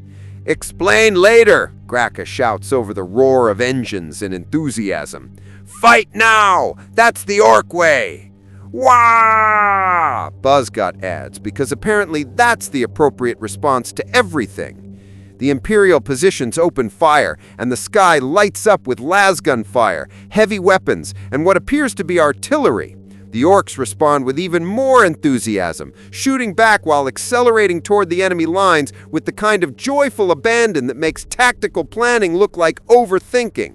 "Here we go!" Graka screams with pure joy. And despite everything, despite the fact that I should be horrified, despite my loyalty to the Imperium, despite the certain knowledge that this is going to cause diplomatic incidents for years, I feel it too. The rush, the energy, the pure, uncomplicated joy of beings who've turned warfare into an art form and violence into a celebration. "Okay," I say to myself, gripping the problem solver, "this is happening. I'm about to participate in an orc war against my own species. The Inquisition is going to have so many questions." "You ready?" Graka asks, settling in next to me on the vehicle. Absolutely not. But I'm learning that with orcs, being ready is less important than being willing to try anyway. "That's the spirit," Bozgut adds from my other side. "You're getting it." The engines roar to life, and the convoy begins to move. We're rolling out toward the Imperial positions in a formation that's less tactical and more organized chaos with vehicles. Bikes weave through larger transports. Orcs are shouting and firing weapons into the air, and someone's already crashed but immediately gets back up and starts running alongside the vehicles because walking to war isn't orky enough. "Oi, Pinky!" The young apprentice mech from last night appears, running alongside our vehicle. "Remember what you said about getting back up? Don't die in the first place if you can help it, I shout back. That too, but if I do, I'll remember to get back up. That's not how death works for most people. It works for you, so maybe it'll work for me if I believe hard enough. I'm about to explain that my resurrection is a unique circumstance and not something you can replicate through belief. But then I remember I'm surrounded by beings whose technology works through belief, whose psychic field makes impossible things possible, and whose entire civilization is built on collective will overriding reality. You know what? Sure, believe hard enough and you'll come back, I shout. What's the worst that could happen? The worst that could happen is I die and don't come back, he yells back cheerfully. But that's just the normal worst thing, so I ain't worried. The Orc philosophy of facing death with enthusiasm rather than fear is either the most enlightened or most insane approach to mortality I've encountered, and I'm genuinely unsure which. Target spotted, someone shouts from the front. Imperial positions ahead. Through the dust and chaos, I can see them. Imperial Guard fortifications, defensive positions, the familiar sight of the Imperium preparing to fight off a Xenos assault. My assault, because I'm apparently on the Orc side now. This is going to be very difficult to explain, I mutter. Explain later, Graka shouts over the roar of engines and enthusiasm. Fight now! That's the Orc way! Wah! Buzzgot adds, because apparently that's the appropriate response to everything. The Imperial positions open fire, and the sky lights up with laser gun fire, heavy weapons, and what appears to be artillery. The Orcs respond with even more enthusiasm, shooting back while accelerating toward the enemy lines with the kind of joyful abandon that makes tactical planning look like overthinking. Here we go! Graka screams with pure joy. And despite everything, despite the fact that I should be horrified, despite my loyalty to the Imperium, despite the certain knowledge that this is going to cause diplomatic incidents for years, I feel it too. The rush, the energy, the pure, uncomplicated joy of beings who've turned warfare into an art form and violence into a celebration. I'm either going to die again or survive this, but either way, it's going to make one hell of a story. The war hits the Imperial lines like a green tsunami made of violence and enthusiasm. I'm clinging to the vehicle as it crashes through defensive barriers that were probably installed by Imperial engineers who never anticipated the sheer audacity of Orcs just driving through them while laughing. This is amazing, Graka shouts, firing a shooter in the general direction of Imperial positions. Look at them trying to stop us. It's adorable. Those are my people you're shooting at, I point out, even though I'm not sure anyone can hear me over the sound of explosions, gunfire, and what appears to be someone playing a war horn made from scrap metal. Well, they're shooting at us, Buzzgot replies reasonably, so that makes them the enemy. That's how war works. He's not wrong, which is the frustrating part. The Imperial forces are firing everything they have at us, and the Orcs are responding with equal enthusiasm and significantly less concern for things like cover or tactical positioning. They're just charging forward with the absolute confidence that they're gonna win because they believe they're going to win. And it's working. I watch as a group of Orcs crashes into a fortified position, and the Imperial defenders, brave, well-trained soldiers who probably survived multiple campaigns, are simply overwhelmed by the sheer enthusiasm of beings who treat combat like their favorite recreational activity. Oi, Pinky! The war boss's vehicle pulls up beside ours, and he's grinning like this is the best day of his life, which, for an Orc, it probably is. You enjoying yourself? I'm having a complex emotional experience that'll need to process later with multiple therapists. Good, that means you're living. Now make yourself useful. Shoot some umis.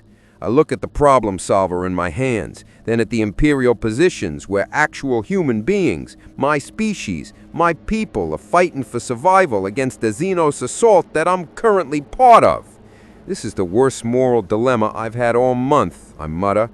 What's a moral dilemma? Graka asks, genuinely curious. It's when you're not sure if what you're doing is right, but you're on the winning side. How is that not right? I'm saved from having to answer by the vehicle hitting a crater, launching us airborne and landing with enough force to test whether my healing factor covers vehicular collision at high speed. Which it does, but it still hurts.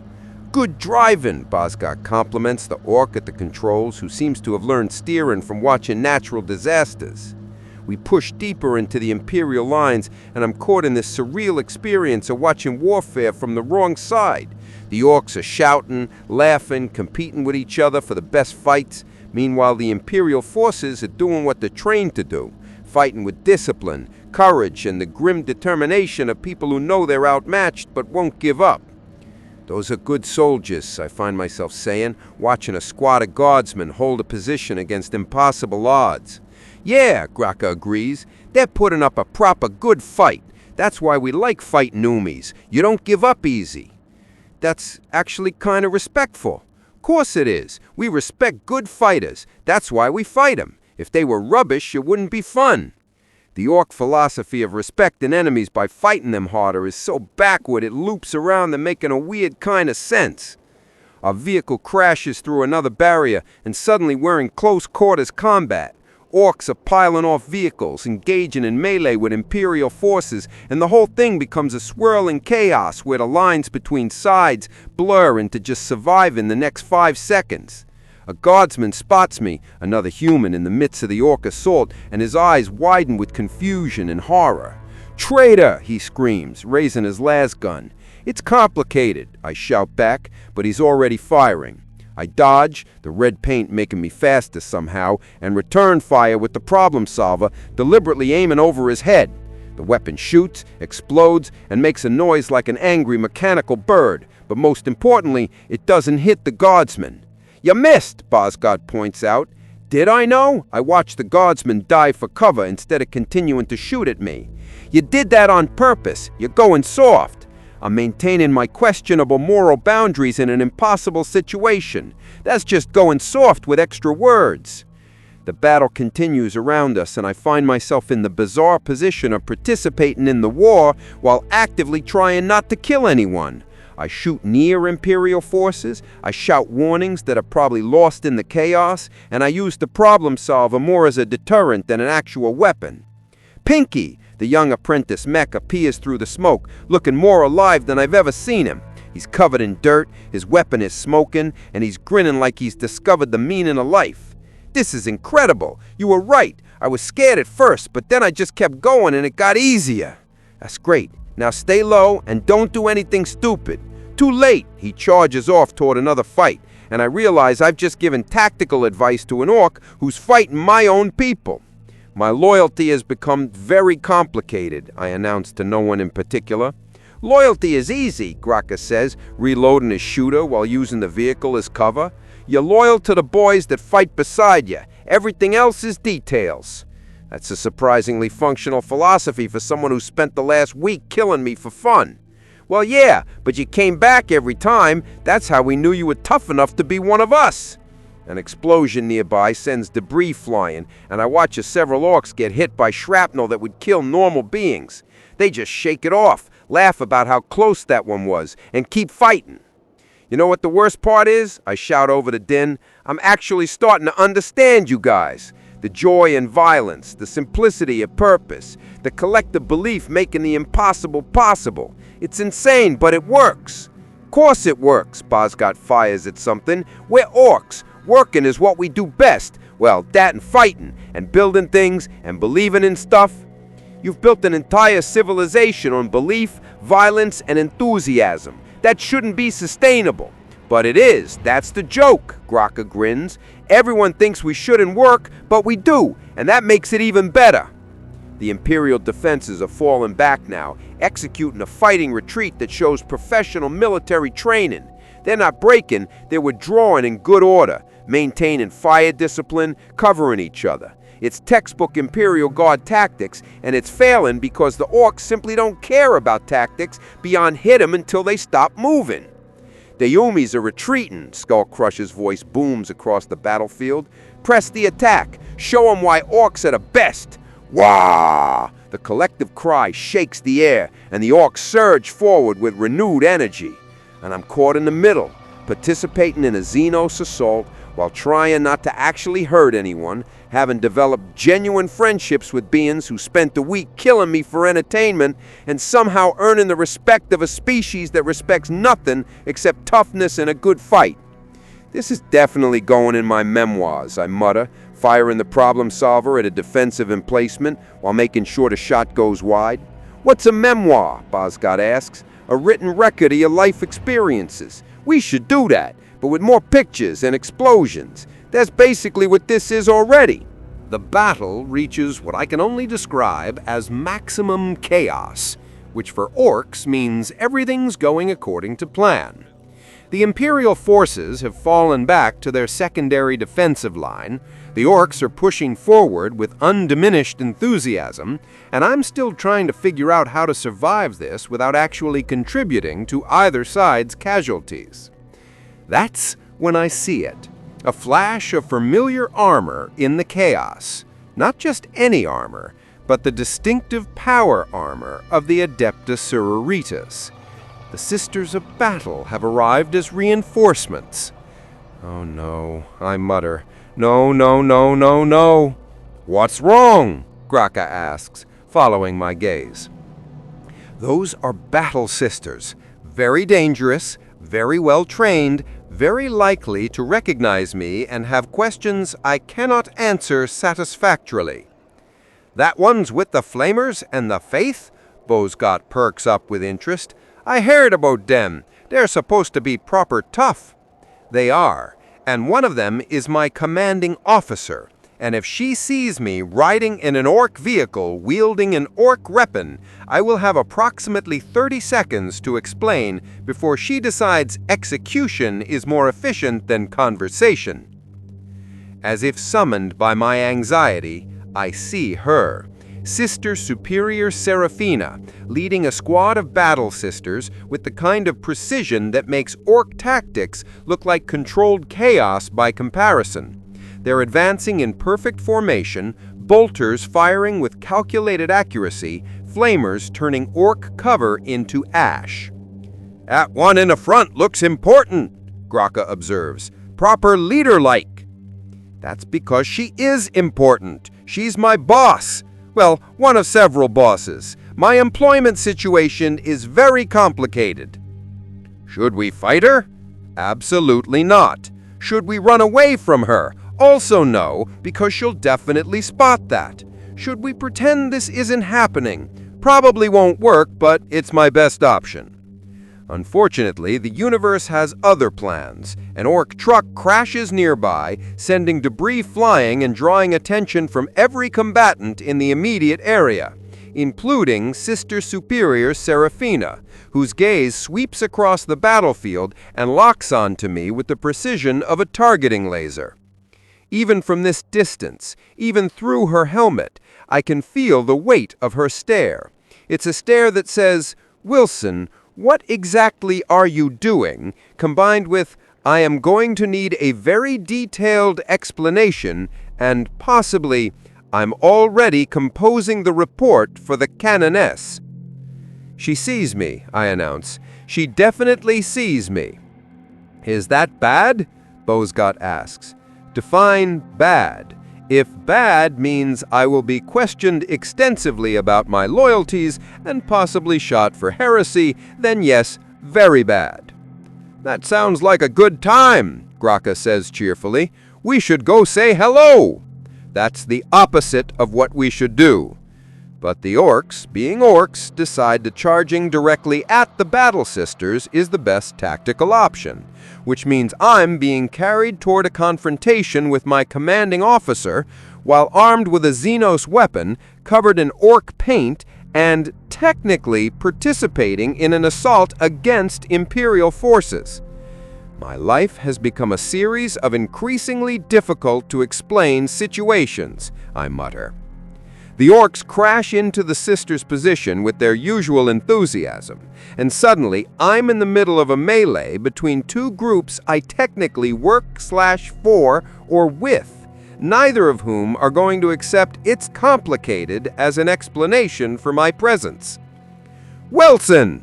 Sister Superior Seraphina's voice cuts through the chaos like a power sword through heresy. "Explain, now!" "I was captured," I shout back, while dodging an orc who's trying to engage her in melee. "Been a prisoner for a week. This is not a voluntary participation situation. You appear to be armed and coordinating with the Xenos.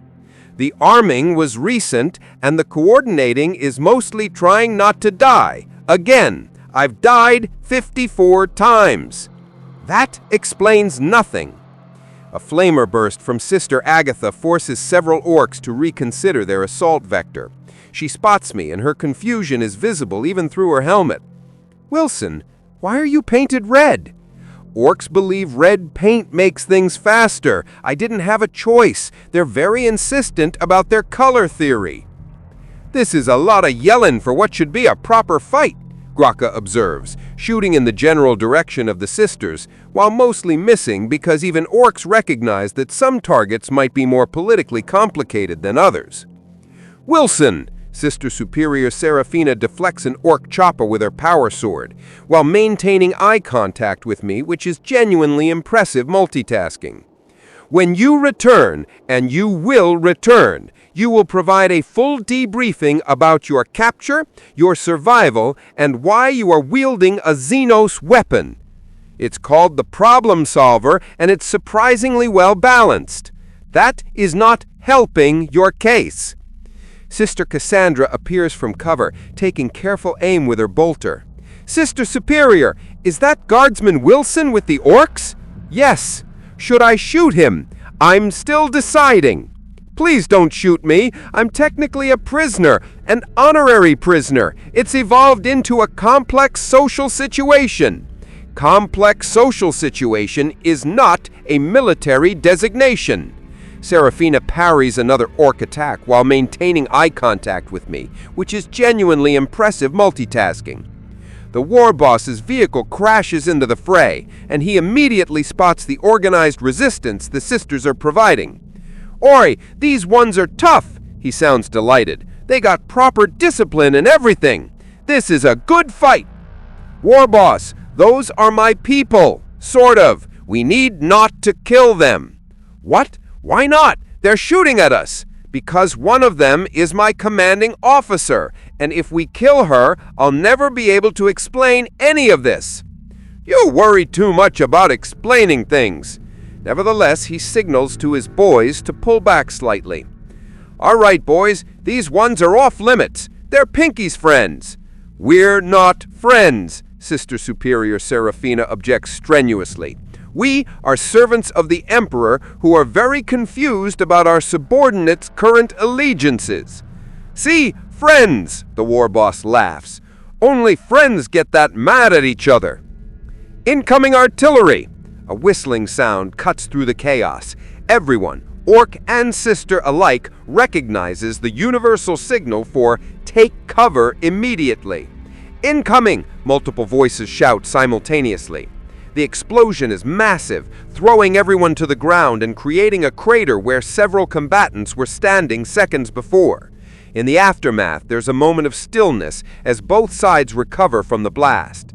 I pull myself up, healing factor already working on the shrapnel wounds. Near me, Sister Superior Seraphina is also standing, her armor scratched but intact. We stare at each other across the smoking battlefield. "Wilson, this situation is unprecedented. I'm aware.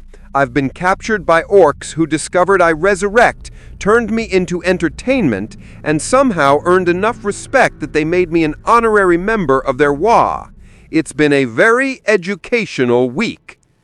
The canoness is going to have questions. I'm already preparing my answers, but they mostly boil down to "I didn't have a choice" and "Orc culture is more complex than imperial propaganda suggests." Another artillery shell lands, closer this time. "We need to move!" The war boss grabs me. "The Yomis are bringing in the big guns. Time to relocate." "Wilson," Sister Superior Seraphina takes a step forward. "Return with us, now. That's an order. I look at the war boss, who's basically become a friend despite everything. I look at Graka and Bozgot, who've kept me alive through repeated deaths. I look at the young apprentice Mech, who's following my advice for courage. Then I look at Sister Superior Seraphina, representing duty, faith, and the familiar structure of the Imperium I've served. Another shell lands, making the decision for me. Get him out of here! The war boss tosses me onto a vehicle. We're pulling back. The Yomi's got too much artillery. We'll come back when they're less explodey. Wilson! Sister Superior Seraphina's voice follows as the Ork vehicles begin their retreat. This conversation is not over. I know, I shout back as we speed away. Put it on my performance review. The Orks withdraw with the same chaotic energy they used to attack, leaving the battlefield in their wake and taking me, their honorary prisoner turned mascot, with them. That was intense, Graka says. Your boss is scary. She's trained to be scary. It's part of the job description. I like her. She's got spirit. You should introduce us properly sometime. That is never happening, ever, in any timeline. As we retreat back toward the Ork camp, I realize that this situation has evolved from temporarily captured to serious diplomatic incident with multiple organizations questioning my loyalty. The Orks think I'm one of them. The sisters think I've been compromised, and I'm caught in the middle, having somehow earned genuine respect from both sides while probably being trusted by neither. This is definitely going to require multiple debriefing sessions, I mutter. What's a debriefing? Graka asks. It's when people ask you lots of questions about why you did what you did. Oh, like an interrogation? Similar, but with more paperwork and less torture, usually. Back at the Ork camp, the Wa is celebrated with the kind of enthusiasm you'd expect from beings who treat warfare as their favorite sport. There's feasting, I don't ask what they're eating, drinking, I definitely don't ask what they're drinking, and a general atmosphere of satisfaction that comes from a good fight well fought. That was a proper scrap, Big Boss Skull Crusher announces to the assembled boys. The Humies put up a good fight, especially them owns with the flamers. We'll have to go back for round 2 sometime. Wah! The crowd responds enthusiastically. I'm sitting near Bosbolt's workshop, trying to process everything that's happened. The war boss has declared the battle a tactical withdrawal to regroup, which is Ork for, we had fun, but the artillery was getting annoying. The sisters are probably regrouping too, preparing either a rescue mission or an arrest warrant, depending on how they've decided to interpret my situation. Ya look troubled, Bosbolt observes, working on some new project that involves more moving parts than any machine should reasonably have. Worried about ya Yumi friends? They're not exactly friends, more like people I work for who now think I've either been compromised by Xenos or have genuinely switched sides. Have ya? Have I what? Switch sides! Become an Ork! Well, not actually an Ork, but you know what I mean. I consider this question seriously. Have I switched sides? I've survived with the Orks, learned their culture, earned their respect, and even participated in their waha. But I deliberately didn't kill anyone. I tried to protect both sides from each other. I'm stuck in a weird middle ground that doesn't fit any official designation. I don't think I've switched sides, I say slowly. I think I've just expanded my understanding of sides. The Orks aren't monsters, they're just beings with a completely different philosophy about existence. Violence isn't evil to them, it's joy. Fighting isn't wrong, it's purpose. They've achieved something most species haven't, complete honesty about what they are and what makes them happy. That's very poetic. Also, you dodge in the question. Fine, I haven't switched sides, but I can't pretend I don't understand the Orks now, and I can't pretend they're just mindless Xenos who need to be exterminated. They're people. Weird, violent, green people who think paint affects physics, but still people. You're in trouble with your bosses, ain't ya? So much trouble. Multiple organizations worth of trouble. I'm going to be explaining this for months. The young apprentice mech appears, still riding high on his first wah-ah. Pinky, I did it! I survived! Just like you said. I got scared, but I kept going, and it worked. That's great. I'm glad you made it back. And I built something for you to say thanks for the advice. He presents me with what appears to be a small mechanical device. It's crude, cobbled together from spare parts, but there's something almost elegant about its simplicity. What is it? It's a locator beacon, painted purple for stealth, with some red details for speed, and what appears to be a blue button for luck. You made me a way to contact you? Yeah, 'cause you're one of us now. Honorary Orc, remember? So you might need to find the boys sometime. I take the beacon, examining it carefully. It's painted purple for stealth, with some red details for speed, and what appears to be a blue button for luck. Thank you. This means a lot. No problem. You're good people. For a Humie. He runs off to celebrate with his fellow mechs, leaving me holding a device that represents everything I've learned here. That orcs, despite everything, are capable of friendship, loyalty, and genuine appreciation. You really made an impression. The boys like ya. That's rare for Humies. I'm starting to understand why. You guys are honest, brutally, violently honest, but honest nonetheless. There's something refreshing about beings who don't pretend to be anything other than what they are. Graka and Bozgot appear, carrying what appears to be food and drink. Pinky, we got you some supplies. Figured you might be hungry after all that fighting and explaining and getting yelled at by your boss. Thanks, though I'm not sure my digestive system can handle orc cuisine. It's mostly edible. Probably. We ain't tested it thoroughly. As night falls over the orc camp again, the war boss summons me to his command area, a section of the camp that's slightly less chaotic than the rest, which isn't saying much. Pinky, we gotta talk about your situation. Which situation? The being captured situation or the now my bosses saw me situation? The second one. See, we orcs, we respect toughness, and you're tough. You keep coming back, you keep fighting, you don't give up. That's orky. But, he pauses, and I realize this might be the most thoughtful I've seen an orc war boss. But, you're still a Humie, and your Humie friends, they need you back. Are you letting me go? Not exactly, more like we're giving you a choice. You can stay with us, honorary orc, permanent entertainment, always welcome, or you can go back to your Humie life and try to explain what happened here. That's surprisingly considerate. We ain't monsters, Pinky. Well, we are monsters, but we're monsters with standards. We earned your freedom through being tough. Now you gotta decide what you want to do with it. I look around at the orc camp, at Graka and Bozgot, who've become weird friends, at Bosbolt, who taught me about belief mechanics, at the young apprentice who valued my advice, at Doc Gutslash, who's still taking medical notes from a distance. Then I think about the sisters, the Imperium, my other responsibilities. I need to go back, I say, not because I don't appreciate what I've learned here, but because I have obligations, people who are worried about me, organizations that need explanations. And honestly, if I don't return, they'll probably send more forces to rescue me, which means more fighting, and I'd like to minimize the casualties on both sides. That's very responsible.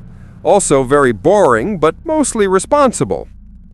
He extends a massive hand. You're always welcome back, Pinky. Anytime you want to get killed for fun, you know where to find us. That's the most welcoming death threat I've ever received. We try, he grins with too many teeth. Now, how do you want to get back? We can drop you off near the Humie lines, or we can make it more dramatic-like. What's dramatic-like? We launch you from a catapult. It'll be amazing. Let's go with the less dramatic option. My body's been through enough trauma this week. Boring, but all right. He signals to some boys.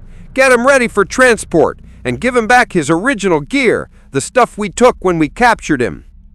They return my Imperial Guard equipment, my laser gun, which looks quaint compared to the problem solver, my armor, which needs serious repairs, and my ID tags, which are going to need to updated to include captured by orcs, survived, earned honorary citizenship in the notes section.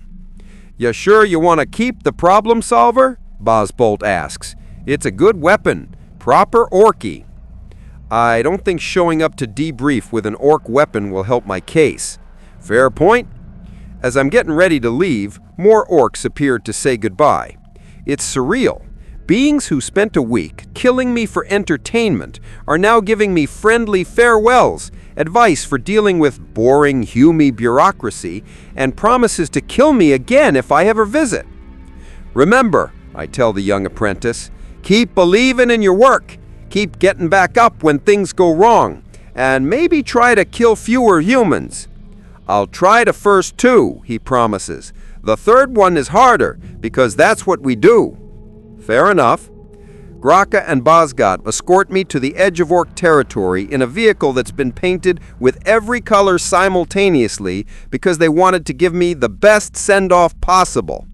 "You know," Graka says as we approach the neutral zone, "you're the first humie we ever let go. Usually we just keep them until they die permanent-like." I'm honored, I think. "You should be. It means you impressed us. That ain't easy." They drop me off within sight of Imperial lines, far enough that I won't be shot immediately, but close enough that I can walk back without getting lost. "This is it, Pinky, your freedom. Try not to get killed by your own people," Bosgot says. "I'll do my best. And thank you, all of you, for teaching me about orc culture, for not killing me permanently, and for showing me that even in the grim darkness of the far future, there's room for joy if you know where to look." "That's proper deep." Graka wipes away what might be a tear. "Now get out of here before we get all emotional." I watch them drive away, back toward their camp, and I'm holding an orc locator beacon that's a gift from beings who don't fit into any box the Imperium has prepared for them. Then I turn toward Imperial lines, toward explanations I'll have to give, toward a complicated future that comes from understanding both sides of a conflict. "Well," I announced to the universe, "this is going to be interesting." Walking toward Imperial lines while carrying an orc locator beacon and wearing paint that makes things go faster is definitely not covered in any military protocol manual I've ever read. The sentries spot me from a distance, and I can see the confusion even from here. A lone figure approaching from orc territory, clearly human, but also clearly having been through something that standard operating procedure hadn't prepared them for. "Halt!" a voice shouts through Locke's amplifier. "Identify yourself!" "Guardsman Wade Wilson, service number..." I pause, realizing I don't actually remember my service number, because I've been through too many organizational transfers. "Actually, can we skip the formalities? I was captured by orcs, survived for a week, and now I'm back. Also, Sister Superior Seraphina is going to want to debrief me immediately." There's a long pause, then frantic vox chatter that I can't quite make out. "Remain where you are. We're sending someone to verify your identity." "Take your time. I'm not going anywhere. Been walking for an hour already." What arrives is not a standard verification team, but a full Sister of Battle squad led by, of course, Sister Superior Seraphina. She's removed her helmet, and her expression is doing complicated things that cycle between relief, anger, confusion, and what might be grudging respect. "Wilson," she says, stopping a few meters away. "You're alive." "Repeatedly. I died 54 times, actually, but I got better each time." "That's..." She pauses, clearly trying to process this. "That's not a normal report." "Nothing about the last week has been normal. The orcs discovered I resurrect, turned me into entertainment, I learned about their culture, earned honorary citizenship, participated in a WOG against my will, well, mostly against my will, and now I'm back with weird new friends and a device that lets me contact them." I hold up the purple locator beacon, and every sister in the squad immediately has weapons pointed at it. "That's a Xenos device," Sister Agatha observes. "It's a gift from a young orc who I gave life advice to. He painted it purple for stealth." "Xenos cannot be friends, Wilson," Sister Cassandra states, though her tone suggests she's quoting doctrine rather than personal conviction. "With respect, sister, I've spent a week with beings who killed me for fun and somehow earned their genuine respect and friendship. The orcs aren't mindless monsters. They're people with a radically different philosophy about existence. They've achieved happiness through simplicity and honest about what they are." Sister Superior Seraphina holds up a hand, stopping the theological debate before it escalates. "Wilson, we need to get you back to base. You require medical examination, psychological evaluation, and approximately 17 different debriefings with various organizations who have questions about your loyalty." I expected that. For the record, my loyalty hasn't changed. I'm still devoted to the Imperium and the Emperor. I just have a more nuanced understanding of the enemy now. Nuanced understanding of the enemy is not a phrase that appears in official doctrine. Maybe it should be. We might fight more effectively if we understood that orcs aren't motivated by evil or conquest. They're motivated by joy. They fight because they love fighting. Understanding that changes tactics. The sisters exchange glances, having a silent conversation through looks that I'm not privy to. "Come," Seraphina says. "We'll discuss this in transit. And Wilson." "Yes, Sister Superior? I'm glad you survived, even if you've returned with the most complicated debriefing requirement I've ever encountered."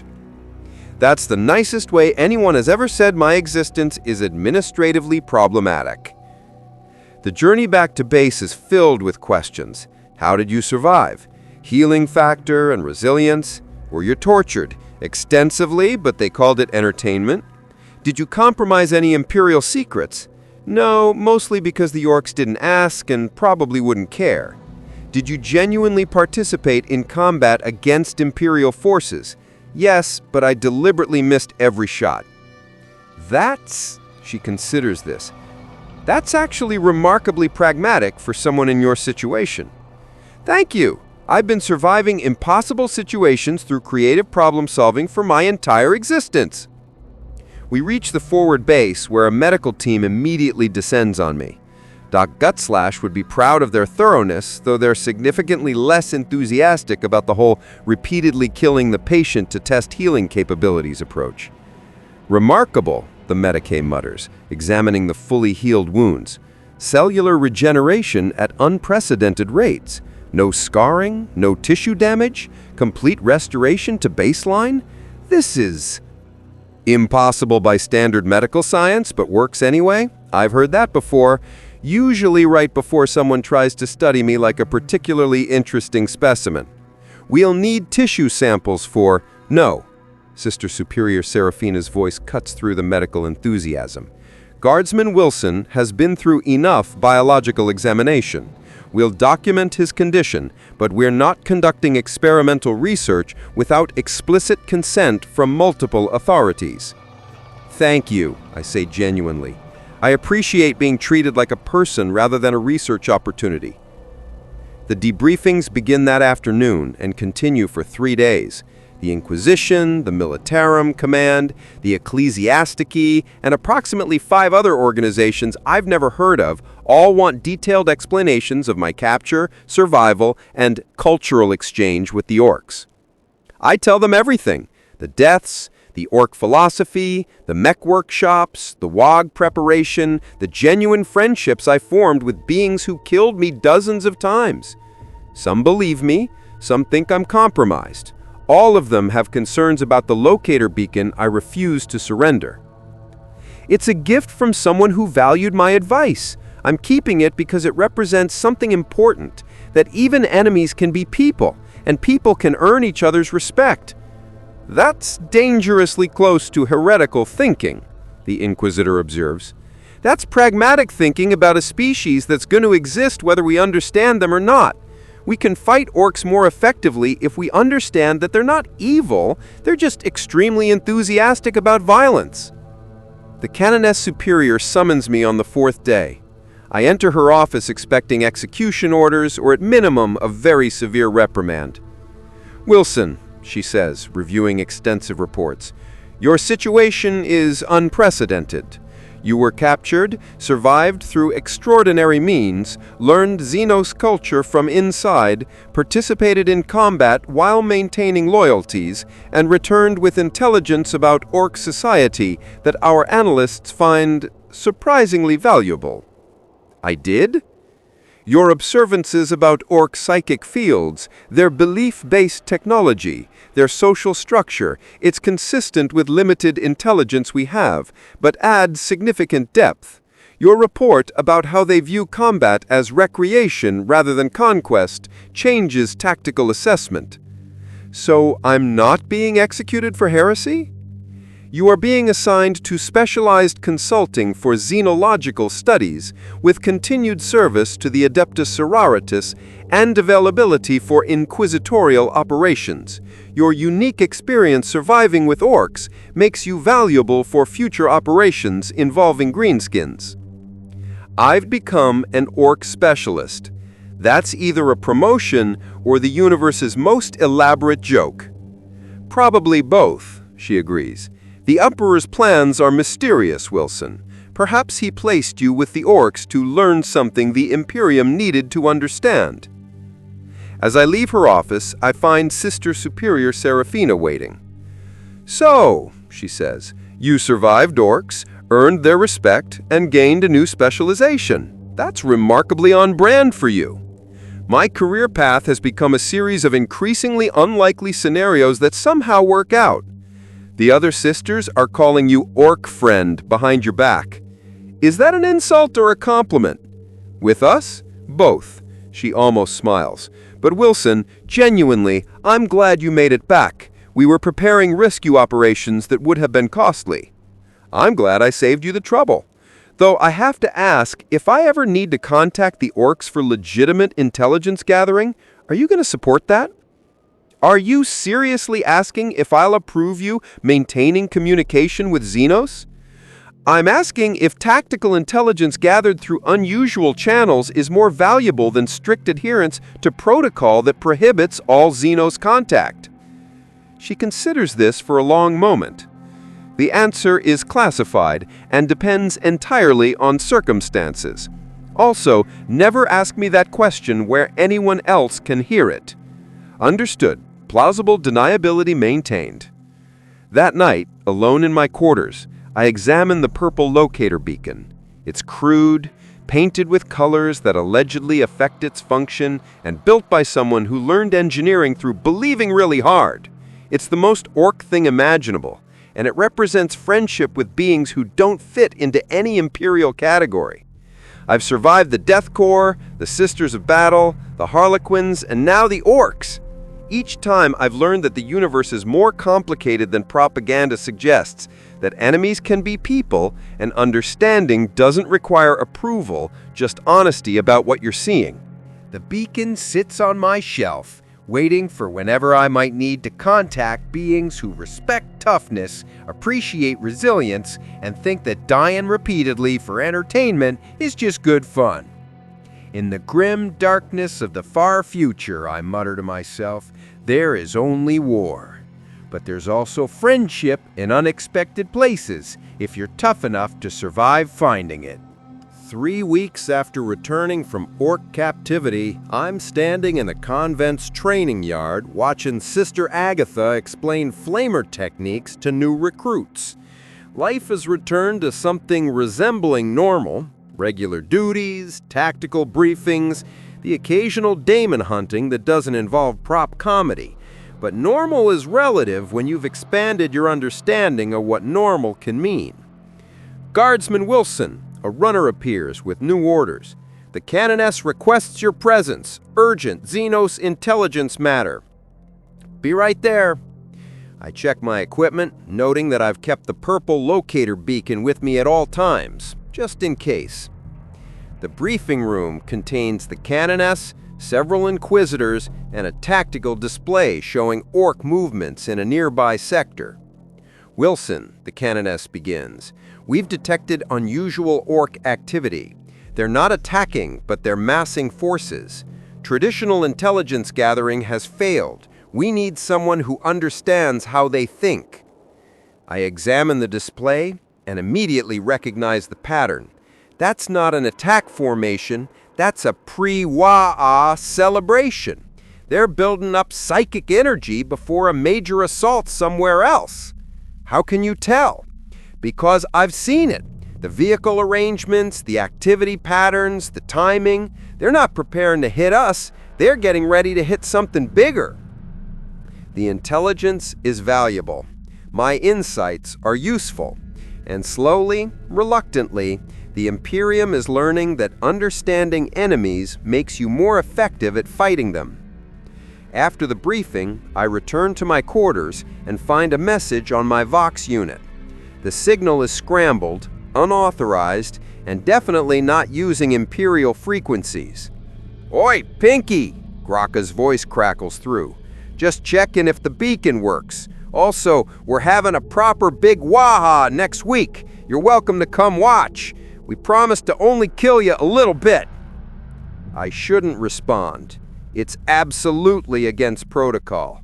Multiple regulations forbid unauthorized communication with Xenos. The Inquisition would have questions I couldn't answer.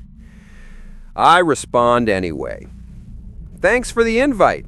Probably can't make it. Busy schedule, multiple bosses, the usual. But I appreciate the thought. Try not to kill too many humans. No promises, but we'll think of you when we're crushing stuff." The connection cuts, and I'm left smiling at the absurdity of having a friendly conversation with beings who killed me 54 times for entertainment, and would happily do it again given the opportunity. My journey through the 41st millennium has taken me from confused guardsman to multi-organizational liaison with experience spanning the Death Corps trenches, the Sisters' sacred duties, the Harlequins' cosmic performances, and now the Orks' violent joy. I've learned that the galaxy is far more complex than propaganda suggests, that enemies are often just people with different values, and that surviving impossible situations sometimes means earning the respect of those trying to kill you. The Imperium fights endless war against endless enemies, convinced of its righteousness and the necessity of total victory. But I've seen the other side now, multiple other sides actually, and while I remain loyal to humanity and the Emperor's vision, I can't pretend that understanding our enemies is heresy. Understanding is survival. Understanding is effectiveness. Understanding is the difference between fighting blindly and fighting smart. In the grim darkness of the far future, there is only war. But there's also laughter, if you survive long enough to hear it. There's friendship, if you're tough enough to earn it. There's joy, if you're brave enough to find it in unexpected places. And sometimes, just sometimes, the line between enemy and friend blurs enough that you can see the people behind the propaganda. The purple locator beacon sits on my shelf, a reminder that I've earned honorary citizenship with beings who shouldn't exist according to logic, who fight because they love fighting, and who taught me that happiness isn't about having everything make sense. It's about embracing the absurdity and finding joy anyway. My name is Wade Wilson. I've died and resurrected more times than I can count. I serve the Emperor through multiple organizations who barely coordinate with each other. I've earned the respect of Death Corps, Sisters of Battle, Harlequins, and Orks. And somehow, despite everything being completely insane, I've found my place in a universe that specializes in making no sense. The Emperor protects, Segorok laughs, and somewhere out there, an Ork war boss is planning his next Waa while occasionally wondering if his favorite immortal Humi will show up. And you know what? I just might. Because in the grim darkness of the far future, where there is only war, I've discovered something the Imperium doesn't want to admit.